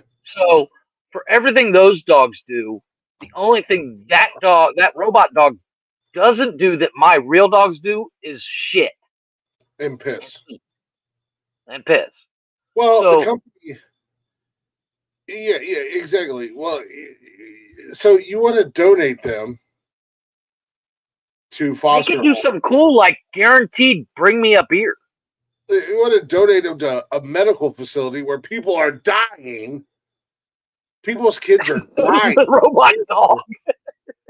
You want to donate them to foster homes. I ain't got a fucking family, but I got a robot dog. I don't have a family, but you're going to charge me to have a robot dog. I live in a foster home. I don't have. You're a Glick style orphan. Fuck you, Sony. I say fuck you, Sony. That's bullshit. Fuck you, Sony. Fuck you, Sony. The company is touting it as an ideal to serve as a comfort animal for facilities that don't allow animals. Meanwhile, poor. Devil's advocate time. Devil's advocate. I get it. You know, I get the concept. It's for places that don't like. You know, there are people that are allergic to animals. I get that. But if you're putting it in medical facilities or foster homes or this and offer it or give it away for free. A more emotional support animal. Offer it for free. You agreed. Are basically going to the people who are at the lowest of the low and say, "Give me more money." Like poor Oliver Glick in the foster home is getting gruel and don't even have a blanket to keep warm at night. Please, sir, May I have some more? I'm still hungry. May I have Well, that's another what blanket? Sony's saying. No, you can't have more gruel and you can't have a blanket, but you can have this But here's a robot. robot dog. If you give me a couple $100, Yeah, you have a robot dog you have to pay for. that's why you get the gruel, because we got to pay for the stupid robot dog. Sony. Do better, Sony. Hell of a concept. Executed very poorly. Well, okay. Once again, this comes from the minds of people that are quote unquote rich. Mm-hmm. You've lost touch with reality. You think everybody's got money to fucking burn, and you're like, I got an idea for the fucking, the poor disfranchised children of the world. We'll give them a dog. It's a robot dog, so they don't have to worry about feeding it. They don't have to worry about money to feed it. They don't have to clean up the dog shit. Oh, but we need them to pay for it. But you have to pay because for they got money. Yeah, fuck you, Sony. If my child is dying of cancer in a medical facility, is my insurance going to cover the comfort, support, emotional support robot AOB dog? AIBO. Again, John Wick's wife died. She gave him a dog. A real dog. A real dog. And granted, started, a whole tragedy. But at the end of the day, if you're living in a place and if you really want a dog and you're living in a place that doesn't allow animals, fucking move. It's going to be cheaper than getting this fucking AI dog, no matter what. I would rather be homeless than live in a place that made me pay for a fucking robot dog that doesn't even have fucking fur.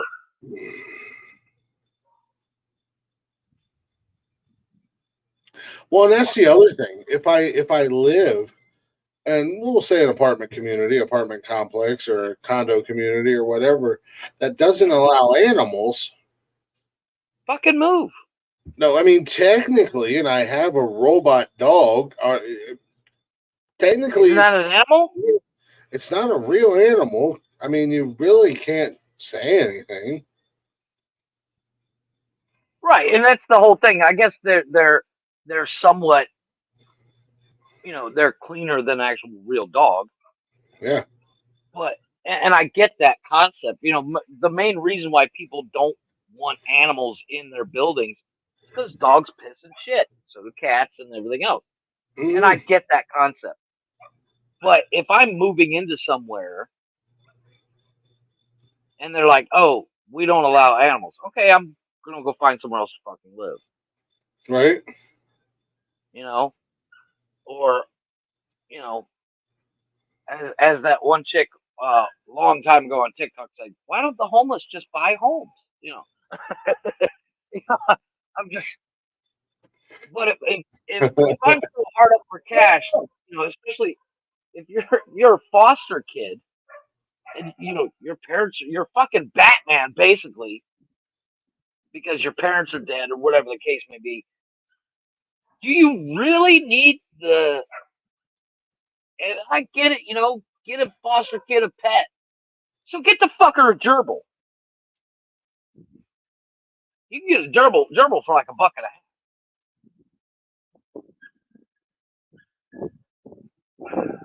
I mean, it's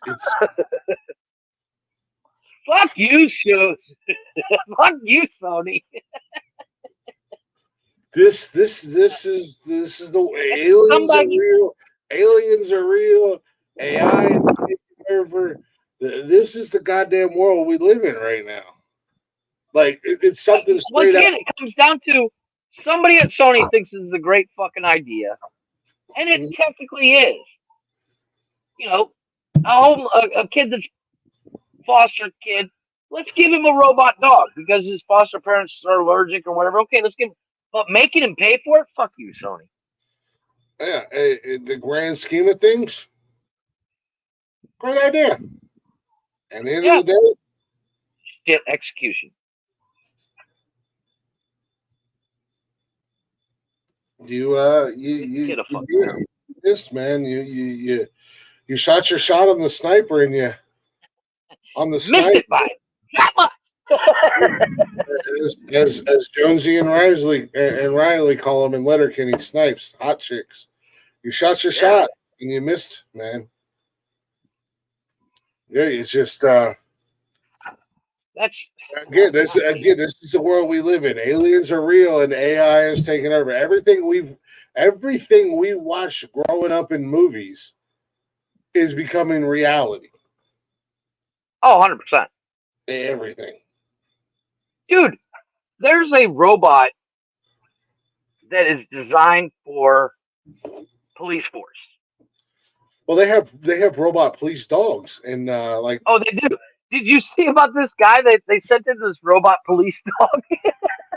Dude, this guy's placing like I guess I think it's somewhere in Vegas or something. But you know, supposedly he had a bunch of weapons. So they sent in this robot dog, and the dude stole the dog. Nice. Like it opens the door and shit, and this motherfucker's just like, oh no! I saw the video the other day. I lost it because you see this robot dog. You know, it does this whole little movement like this. You know, and this thing's at the door. You just see this dude's two arms reach out, grab it, slide it out, and close the fucking door. Yeah, dude. Well, I mean, if just a couple years ago, I mean, you know, we've watched the evolution of sex dolls. Yeah. You know, literally going from being just a literal balloon. A pool floaty, beach ball with a couple of holes to, you know, in some way, shape, or form, looks and feels just like a real woman.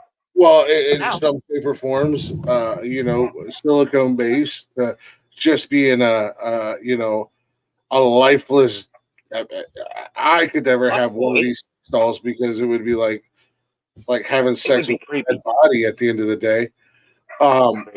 But now they have these sex dolls that have AI built into them, and they will, you know, if you hit certain spots in certain areas, they'll moan, they'll react, and now they've got AI built into them where you can conversate with them, and you could sit down at the dinner table with your sex doll that you from the color of her hair all the way down to what her toesies look like, and you can sit down at the dinner table with this sex doll and start to form some kind of conversation. So, well, fuck, Snapchat's got that AI chat.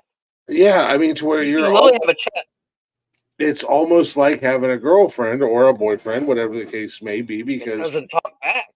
They do have really argue. But I mean, to the point, you can have conversations with it. You can, you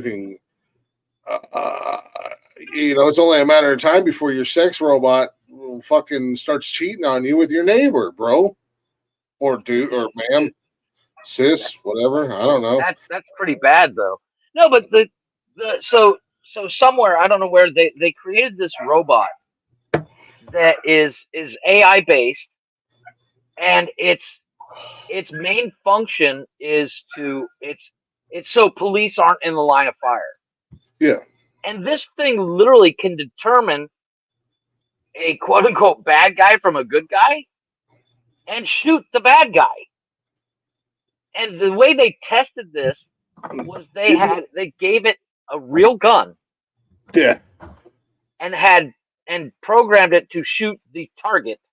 And these dudes stood within inches of the target. And they showed how it won't let you take the gun from it. So like if you kick it or whatever, and the dude was testing it and it shot him. That's fucked up. Like he didn't die or anything, but it's supposed to not take human life. It's like it'll shoot you in the leg or some shit like that. But this thing like shot him in the shoulder and shit. He almost died. But yeah, the AI thing kind of freaks me out, which is kind of funny because one of the programs we have at work is an AI solution. But it's like there's so many things out there that AI, and I was talking with this with a buddy of mine today at work. AI literally there's a program you can get. It's an AI program you can get that will help you create another AI program. That's just, and my buddy at work, Rich, he said, this year it's this whole AI thing that's gonna take kind of drop our jaws and be like, holy shit, it does what? Like, I don't know if you've seen the AI drawings or whatnot. The AI drawings, they like you put in. There's a whole section on TikTok of it's like Harry Potter as a biker, and it shows each character if they were a biker, or you know what was it? If Robert Downey Jr. played Disney princesses, and it'll show different drawings of Robert Downey Jr. as a Disney princess, all done by AI. And right now, that's kind of a cool thing. It's it's a fun little goof. But next year, because they have programs, they have an AI program that will help you write an AI program. Technology builds on itself, and next thing you know, fucking what's that? What is Stargate? Not Stargate. What's the one from T2?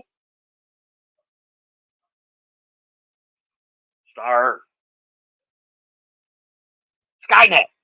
Skynet is born. Then we're all fucked.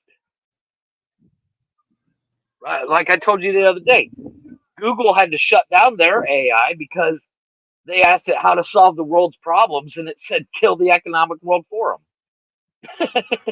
Yeah, exactly. Well, Google's like, whoa. And that's the thing. It's artificial intelligence. It's whole design. And I'm not the smartest guy in the world, and I may or may not. It takes the human element out. What was that Well, movie? With Jay? Not only that, but it's designed to Fox learn. about the plane. Yeah. With the plane, and the plane literally was an AI based plane. What the fuck was that movie called? God damn it, it's a good movie. And it was supposed to take the human element out of it, where it would just execute orders without, and we've all heard about the laws of robotics. Mm-hmm. They show it in every robot movie. Well, you can literally program that out of a program to take out the laws of robotics out. Well, yeah, and it only takes one bad apple. As we know with anything in life, it literally only takes one bad apple look, that's what happened in iRobot. But that's what I was saying, like artificial intelligence, it's designed to continuously learn and educate itself. So I mean, it's a weird concept that we've seen this time and time again in sci-fi movies or in movies, and it's literally knocking at our door. We're literally 30 years away from Terminator. That's what I said. Skynet is literally next year. Could be happening because the AI programs. As I was saying, conspiracy guy. I'm not a conspiracy guy. I'm just saying. No, but it's granted. We saw that robot that killed itself. We talked about the other day. I just want to put a warning out there. Any robots become. We love you. I mean, you're cool to a certain degree, but you start robots. You start acting a certain type of way. I will have a bulldog before long. I don't think I won't hesitate to drop that drum clip and start dropping your asses 100% Will Smith style, Terminator style, whatever you want to call it. Yo, if my Roomba jumps up and wants to fight me one day, he's catching a fucking slug. Well, I mean, there's a guy on TikTok. He actually used to. He's a former criminal, and he used to go on the dark web and find all this stuff. And he was saying the other day that everything in your house, like your Alexa and shit, is spying on you and shit. It can be used to spy on you, basically. Well, I mean, how many? I mean, just and everybody knows this. And how many times? Just use our show for instance. Not even real life. Just here on the show. How many times do we talk about something on the show, and then in the process of talking to it, we'll get a notification or some shit. Like in my house alone, just because we talk about Liquid IV so much, my son, and the girls haven't said anything, but I know Cash has. His TikTok and stuff like that crazy is inundated with Liquid IV, with W. A certain blender keeps showing up on my Instagram. Yeah, we won't discuss that blender because we won't go into that. But they're currently not a sponsor right now, but they'll be back. They always come back. They always come back to Daddy. They can't live without it. They always come back to Daddy. But it's like Catch the Liquid IV kids before I did, because he's the one that sent me the video, and I was like, all right, well, I got to get you some, and I still got to get. Promo code work for it? Words are hard. New promo code soon. Fuck you, Shorzy. I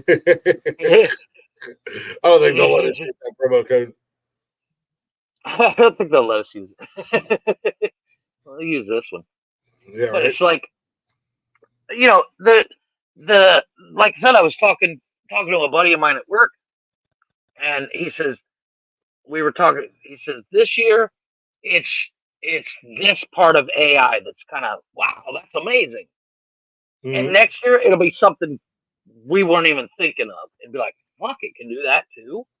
Yeah, exactly. They're already so far ahead of the game as it is with technology and AI and stuff like that. We as the consumers, call us. One of the things we do at work, we have a AI tax thing that finds you all the loopholes that apply to you to save you money on your taxes, because the tax code is 37,000 pages long. Zencastr just dropped a new AI feature. I gotta look into it a little bit more before I put us into it. Takes over the show.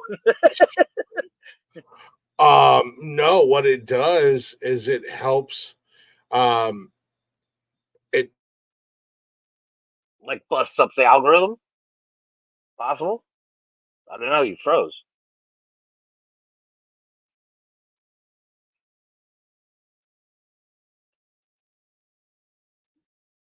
No, but this AI can do so much. It's retarded. You froze again. God damn. This is killing me. You're killing me. Killing me, Smalls. Ooh, we need that.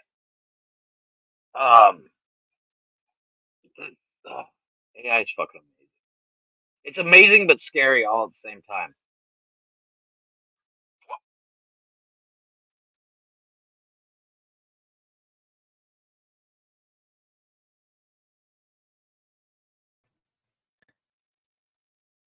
There you go. I'm over it. I'm over it, man. I'm over it. I don't know what's going on with this fucking internet tonight, but I'm fucking over it. No, so as I was saying, Zencastr helps generate and create an audience based off of our content and pushes it out there through AI. So it brings up the algorithm, so to speak. Yeah, it's another thing that I like about Zencastr. That their main focus is helping individuals grow and monetize. I mean, like I told you guys, or I told you, I jumped into a new program on there. It's programmatic ads, to where when I post new episodes, just based off of our demography, and it's not our live viewership, it's based off of listens on Spotify and stuff like that. It creates ads and automatically throws it into our show. So if you're listening to a replay, there's going to be an ad, not that anything we do, but it's based off of our age, conversation. Listeners. No, it's based off the age so, of our listeners, the gender of our listeners. So I mean, we're very heavy with the male listeners, and it's an age group between like 24 and 45 are probably our largest demographic. And I know I'm probably saying that word wrong, but it is what it is. Yeah, whatever. That works too. So they're going to push ads, programmatic ads on there for that demographic. Oh, that's kind of cool.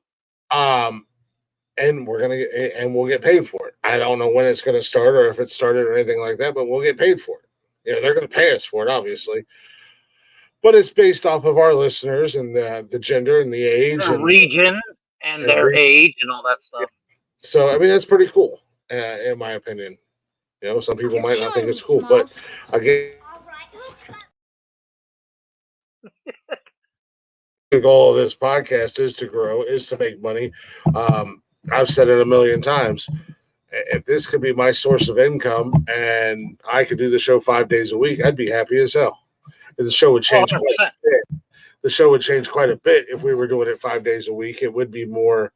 I wouldn't say it's definitely never going to be scripted, but we'll be able to incorporate segments and play games with the listeners and you know, do other things and add a phone line where people could call in and take part in the games, or, you know, do giveaways and do prize packs and do this, that, and the other thing, or do the show in live locations and everything like that.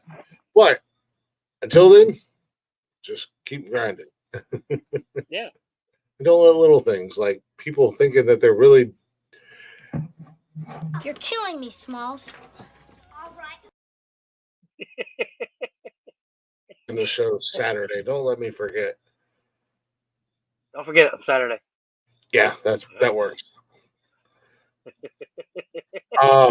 Let's talk about buttered sausage. Talk about buttered sausage, where it comes from, what it does. Why is it doing what it's doing? Get it out of my face.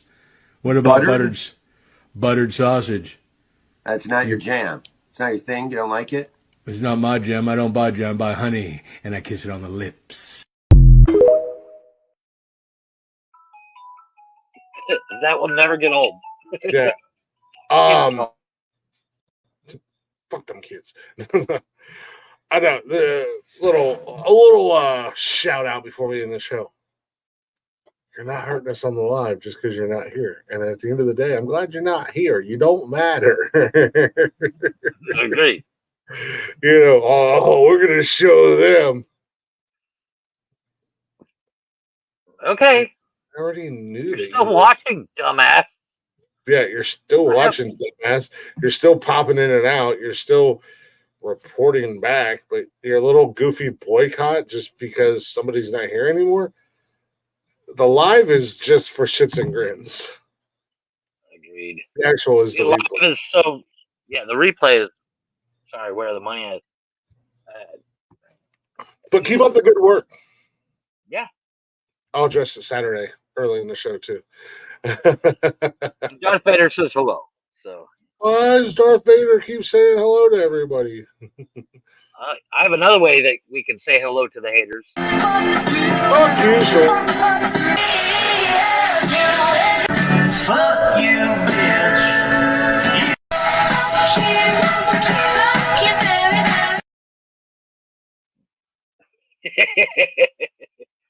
Yeah. Emotional damage.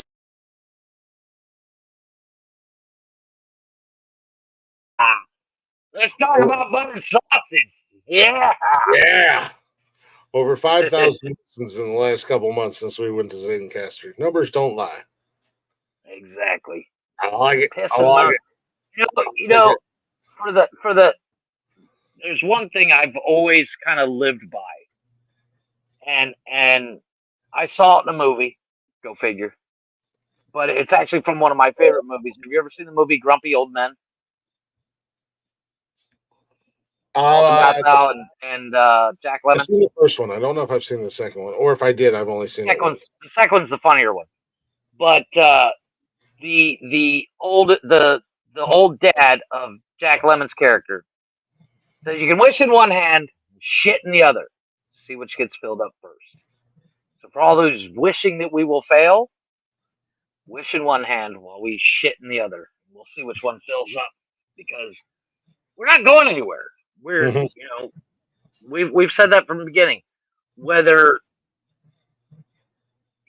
you come and go, or I come and go, or whoever we have come and go, we're not going anywhere. Let's be honest. We have no life. We have nothing better to do. I am always going to be here. I don't plan on going anywhere. The beauty of this show is, with the exception of the time zone thing, we can pretty much go live anywhere in the world at the same time. I'm actually an hour behind you. It's 10:46 there, but it's 9:46 here. Mm-hmm. And when I'm in France, it'll be like 3 o'clock in the morning, 4 o'clock in the morning. But at the end of the day, I'll be awake because it's a fucking Saturday or Wednesday. Yeah. And like I told you, there's already things going on that I'm working on just in case you're like, dude, this 4 o'clock in the morning on Wednesdays kicking my dick in. I can only do Saturday. Really, I don't see it do it because I don't see it doing anything either because I know you, and I know you still won't leave your house ever. Exactly. It comes down to I don't go anywhere. I think it would be different if you were actually. And I'm still gonna sleep till noon no matter what. Yeah, I think even if I have all day to do nothing. Yeah, I think it would be different if you were the type of person like me. If I moved out there, I would want to be like, I'm going to Germany today. Oh, I'm going to, Ireland or whatever. I mean, I don't know like how easy it is to get to all those places and stuff like that. But I'm more of an adventurer where you're like, I don't want to leave my house. There's too many people out there. I don't want to people. I'm done. I'm good. Well, no, I am going to do the whole adventure thing, because that's what I did when I first moved here. Mm. But regardless, because of my job, I have to be home by 5. Yeah, exactly. So, and then the show will actually start for me at 1 a.m. 1 or 2 a.m. Am I really going to be out that time? Probably not, because as we all know from the great show How I Met Your Mother, nothing good happens after 2 a.m. Yep. So I shouldn't be out that late anyways, not at 43 years old. At 43 years old, I should technically be in bed by 11. Yeah, I'm not Glick. I'm not out there drinking my face off every night. So, first and foremost, I'm not drinking my face off every night. Thank you very much. No, but my buddy that lives in France, he's like, that lives in France is like, when you get here, dude, we can go to the club, we'll go hang out. And I'm like, dude, have you met me before? Do I look like the fucker that's at the bar all the time? No. We might go and have a beer for an hour or something, but I'm fucking going home. I will say Saturday, I think it was like 4:30 in the morning when we got home, back to Nikki's, or back to Christopher's house. That's like a once in a while kind of thing. But we went like down the road a few blocks and was hanging out at Bill's house in his garage drinking. Yeah, but it's also not an everyday occurrence. It's not like every weekend you're out fucking getting hammered. And one of the things I want to do is I'm going to go on these quote unquote journeys to different places. I'm still going to be taking the laptop with me. Mm-hmm. Or my phone. All I need is Wi-Fi, and I can still be on the show because, once again, even if we're driving, let's say from Paris to fucking Stockholm, Sweden, I'm not sleeping on the side of the fucking road. I'm gonna get a fucking hotel. Yeah, exactly. And my first thing is, because I still have to be connected to my job. You fuckers got Wi-Fi? No? Let's go to the next one. And on a Saturday, I wouldn't during the week because all the guys are going to be hanging with. They have normal jobs. They work. They have the weekends off as well. I've already said to them, look, weekends I have to do the podcast, but it doesn't start till 1 o'clock in the morning. They're like, And my friend, he's like, dude, 1 o'clock in the morning, I'm fucking sleeping. I'm like, yeah, exactly. Right. I don't go to bed. Even now, here in my house, I don't go to bed until 2 o'clock in the morning, any given night. Right. So, what's another hour? Especially when I don't have to work till 5 p.m. the next day. Or I can sleep until 10 or 11.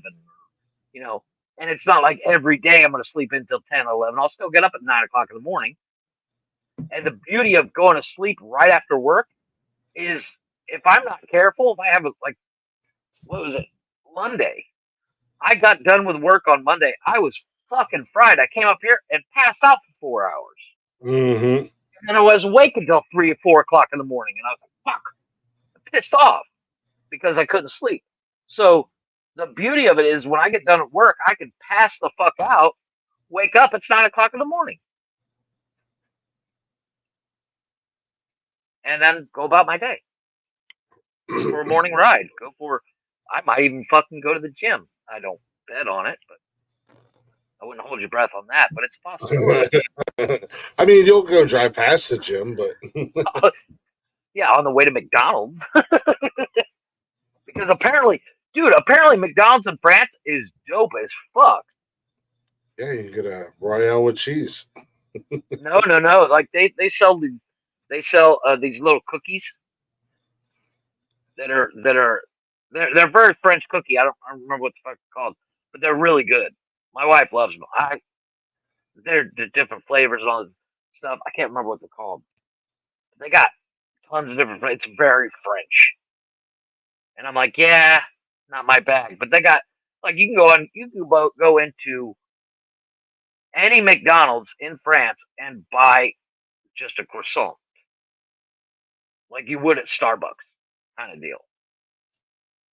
And I'm like, okay. Which reminds me, Walmart, I'm waiting for us to finish. Nah, Burger Kanye. No, I can go to Kroger's and get me some croissants. Fresh out of the oven? Yeah, in the bakery. I can go to Walmart and get fresh out of the oven croissants. Oh, I can too, but dude, have you seen there's a video and it's coming up to that time, which means I have to go to Costco. There's a video, it was a timeline of once they put out the pumpkin pies to once they were out. And it was like a 12-hour day. And they went from like 5,000 pumpkin pies down to 0 in 12 hours. Like people were snatching them up like they were on fire. I was like, Jesus. It's just like a time-lapse video, so like security cam video. But I was like, never thought they'd go that fast. I mean, they're fucking badass pumpkin pies. I get it. I buy 2 of them at a time. I love their pumpkin pie. I mean, they're not. Their pecan pie is too sweet. Pecan pie is a dangerous thing. A pecan pie from Costco will put you in a diabetic coma after 2 pieces. I mean, I'm not mad at those they're both applause. Really like them. I like the cherry pies. I don't lose my shit over them like some people. No, I'm not saying I lose my shit. You can get like 4 of them for $1. I'm just saying. Yeah, exactly. Like I said, but their pecan pie is so sweet, and I love a good pecan pie. But their pecan pie is so sweet it will put you in a diabetic coma or comma because they're both pauses. But they're just too sweet. Like I think every time I buy one of those pecan pies from Costco because they're massive. I don't like pecans or pecans or however you say them. I don't like pecans or pecans. I don't like pecan pie. Don't like them. I don't like walnuts either. What is wrong with you? Just don't like them. Fucking judge me. How can you not like walnuts? I don't like them. How are we friends for this long and you don't tell me that? I feel betrayed. I'm a cashew guy, man. Oh, I do love a good cashew. I love me some cashews, and I like me some regular dry roasted salted peanuts, man. I do too. Dude, And they got a peanut here. They got a peanut here. They're shelled peanuts. They're dry roasted, and then they're rolled in hot sauce, hot powder. They're fucking amazing. They're called Hot Nuts. Literally, that's the name of the company, Hot Nuts. not everything. Yeah, I'm over it. No. I'm not a big I don't like barbecue. Well, no, I don't like the flaming hot chips and shit. I'm not that guy. But these things, I like a good jalapeno chip, but the flaming hot shit, yeah, it's gone about too far. But these are actually the problem is one bag is not enough. And if you're not careful, you will lose a tooth. Well, that and the problem with cashews, here they're so goddamn expensive, man. Yeah, no shit. Hey, Jimmy Carter had it right. That motherfucker was a peanut farmer. Motherfucker had one good thing in his life was that motherfucker grew peanuts. I ain't mad at that part. Everything else, fuck him. Carter was an idiot. But how can you not like walnuts? What the fuck, dude? I feel betrayed. I don't really like them. Oh, I love me. I like walnuts, don't like pecans. I like peanuts, cashews, pistachios. You like peanuts. I love penises. Yeah, you do. As Nick Nolte would say, penises. Yeah. Penises. Yeah. Yeah. As our friend Gary Busey says. Oh yeah, not Nolte. Fucking Busey. I always confuse. Gary Busey. Butter toss. I don't buy jam. That's not my jam. I buy honey. Kiss it. I buy honey. Kiss it. Motherfucker funny. Kissity. Oh my God. Well, it's about that time, sir. It is about that time. I gotta go. I'm gonna go get something to eat. I'm gonna watch Letterkenny and try to stay alive until Nikki gets home. What you need to do is watch the fucking Flash. Cash is there. Wake his fucking little ass up and watch Flash. Yeah, unlike your kids, my kids aren't feral and they actually go to school and my kids go to school too, but at the end of the day, if it's like, hey, it's movie time, fuck school. I'm not gonna give the kid shit because he wants to be outside playing rather than sitting in the house watching TV. You know, I'm not mad at that at all. My kids are the same way. I feel that's the only downside of not doing the 50-50 custody like the kids' mom and I used to do. Because I used to have them every other weekend. And then on the weekends, we could watch movies and during the week. Now, it's only going to last a couple more months because, it's going to get cold and their kids aren't going to be outside as much. So when he gets home from school, we might go out there for a little bit, but he's going to come in. And then when he comes in and be like, yo, it's cold out. You're not doing shit. Watch a movie.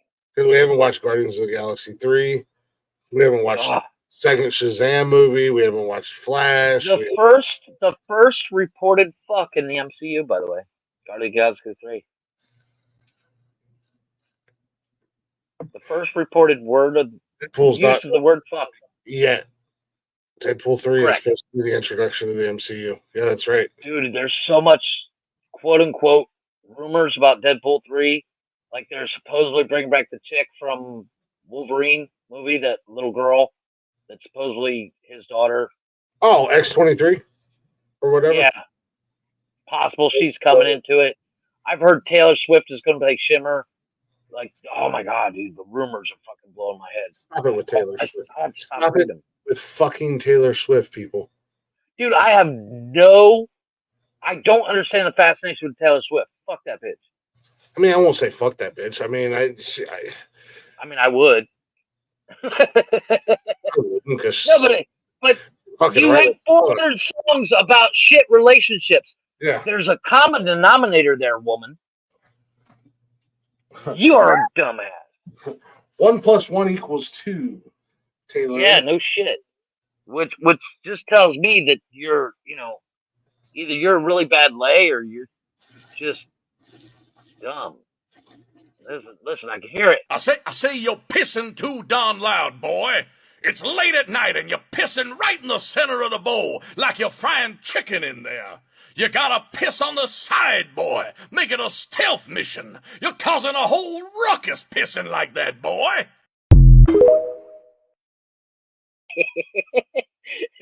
I told you, every time you get up to piss, I'm playing that clip. Because that way nobody has to hear you pissing. And as our friend Foghorn Leghorn says, it sounds like you're frying chicken in there, boy. I'm gonna start taking my microphone as close as I can to the bathroom. I'm gonna buy me the clip. Mute your mic. I'm gonna buy me like a 14-foot fucking cable for my mic so I can pick it up and take it with me and just point it towards the toilet. Shotgun mic style. Get one of those. What is that? What's that? The microphone that has that has the satellite dish on the back of it. Oh yeah, the spy thing. I just give me one of them boom mics like they use in the movie. I'll get me a guy who can operate it and be like, all right, we're going to take a piss. I need boom mic McGill. Tell me those guys aren't built like brick shit houses. No, holding boom mics all day. They're not really. I mean, those boom mics are not that calisthenics at the end of the day. Yeah, but it's calisthenics. Yeah, but I mean, they're not holding it up for like 8 hours of a day. You know, they're not doing. It's literally because they shoot 30-second clip and like cut and then they put it down. I get that. But if somebody's got a long speech and you're like this for the full 3-minute speech, yeah, it gets old. Well, I'm not saying, but yeah, I mean, you'd be surprised if you see some of these boom mic apples. Of course, all the flood. At one point, you're like, I'm gonna smack Ryan Reynolds with his fucking boom if he fucks up this line again. Yeah, just drop it right on it. De Niro, I swear to God. Ryan Reynolds doing his little monologue. Fucking it up. Get that boom mic. Oh, Ryan Reynolds. Hello. I knew it. Here I come. I knew it. Ryan Reynolds, I see what you did. Yeah, it's about that time. Let's talk about some hydration, sir. I was going to get there. I know. You don't fucking interrupt me again. Jesus Christ. I'm going to need some proper hydration tomorrow. Well, I do every day. Every day I have proper hydration. Thing is, you can use it first thing in the morning before a workout, when you feel run down in the afternoon, and after a night out with your friends or on long flights. With just one stick, you can hydrate real life 2 times faster than water, plus get the essential vitamins and 3 times the electrolytes as leading sports drinks. That's why I use Liquid IV. I love it because it does. It keeps me hydrated, keeps me going, makes me feel good, makes me feel better. Not only that, but it comes in like super convenient packaging. Like literally, you could just throw it in your work bag, your workout bag, your tool bag if you're a construction guy or whatever. And, swing by the gas station on your lunch break, grab a bottle of water, throw it in there, give it a couple shaky shakes, and you're good to go. Not only that, but it has so many awesome freaking flavors. Me personally, I love the watermelon, strawberry, the golden cherry, and the grape, man. I really like the grape as well. But as I said, 1 stick of Liquid IV and 16 ounces of water is going to hydrate you 2 times faster and more efficiently than water alone. It contains 5 essential vitamins. It's got 3 times the electrolytes of these overpriced leading sports drinks. And it's made with quality ingredients, non-GMO, and free from gluten, dairy, and soy. Real people, real flavor, real hydrating. Get 20% off when you go to liquidiv.com. Use our promo code WordsAreHard at checkout. That is 20% off of anything you order when you shop Better Hydration today using promo code WordsAreHard at liquidiv.com. And don't forget about the kids because, yes, they do have Liquid IV Kids now. So you can get your kids the proper hydration you need, and they're not getting all sugared up and all that stuff. They just get straight, good quality hydration. As I said, my son likes to go outside and run around until it's time to come in at night. He comes in and out of the house for water, and that's about it. But those days will soon be over thanks to Liquid IV Kids. So once again, go to liquidiv.com. Use our promo code WordsAreHard. Get 20% off your entire order at checkout. With that being said, we do appreciate y'all listening. Appreciate y'all hanging out. Hopefully you enjoyed the show tonight. We'll be back, Saturday night with a brand new episode. Say hello. Dusty Spunky Donkey. Fuck you. Fuck you, Shorzy. Say hello to my Dusty Spoon. Yeah. Oh, lordy. So much music to choose from. Yeah. So much drama. No, they're like the problem. They're You know what? We ain't hard being D-O-double G. Yeah, we ain't done this in a hot minute. It's probably going to get us in trouble, but it's a quick song. Go ahead and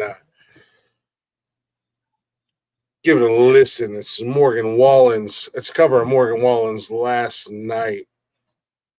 I was just looking around.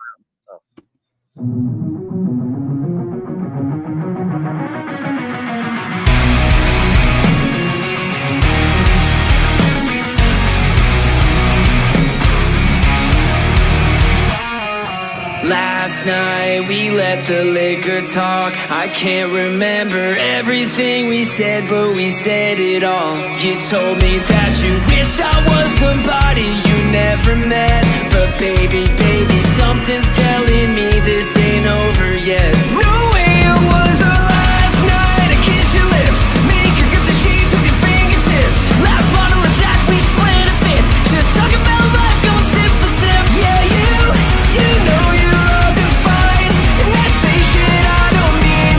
But until I wake up wanting you and me, I know that last night we let the liquor talk. I can't remember everything we said, but we said it all. You told me that you wish I was somebody you never met. But baby, something's telling me this ain't over yet. No way it was our last night.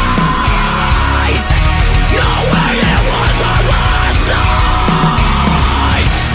No way it was the last night that we break up. I see your taillights in the dust. You call your mama, I call your bluff. In the middle of the night, pull right back up. Yeah, my friends say let her go. Your friends say what the hell, I wouldn't change her kind of love for nothing else. Oh baby, last night we let the liquor talk. I can't remember everything we said, but we said it all. You told me that you wish I was somebody you never met. But baby, something's telling me this ain't over yet. No way it was our last night. We said we had enough. I can't remember everything we said, but we said too much. I know you packed your shit and slammed the door right before you left. But baby, something's telling me this ain't over yet. No way it was our last night. No way it was our last night. I know you said this time you really weren't coming back again. But baby, something's telling me this ain't over yet. No way it was our last night. No way it was our last night. I like that cover. Yeah, I like the there you original too, but that's a good cover. I can't remember the name of the fucking band. think it's like Our Last Night is the name of the band. They do a lot of really kick-ass covers. And I actually got permission by them to play their music as well. Like I said, we do appreciate y'all listening. Check us out on them socials. Join us live Mondays, Wednesdays, and Saturdays, 7 p.m. And if you can't join us live, go ahead and check us out on Zencast or Spotify, and everywhere you listen to podcasts at. And you're probably wondering, where are these guys on social media? When do they go live, or where do they go live at? Well, just go to bio.link/nonsensical nonsense. Going to give you all them links to the socials. Not only that, but it's also going to give you the links to our sponsors, Liquid IV, Zencastr. Click on them. Go check them out. Make sure you use our promo code Words Are Hard. Save your monies. Give us a follow. Give us a share. We greatly appreciate that, as always. And if you catch us live, don't be shy to jump in the comments. We enjoy hanging out with you guys. We definitely love interacting with you guys. It's always fun. It's always a good time when you guys get going, especially when you guys are just as rambunctious as we are. With that being said,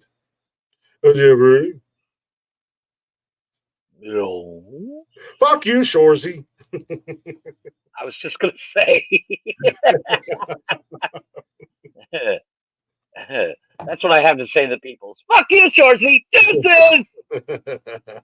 You're in the man. With that being said, be good. Fuck you, Glick. Fuck you, Glick. Fuck you, Glick. I gotta work on that. Shorzy, fuck you back to everybody. Be good. Or be good at it. And always remember, when you find yourself in doubt, find yourself at the crossroads and you don't know what to do, just remember these simple little letters, WW and ND. What would nonsensical nonsense do? Don't do what we would do. Just remember that, because if you do what we would do, you'd probably end up in prison. Do the opposite. Do the opposite. Always do the opposite. Yeah. But you know what you should do? You know what you should do?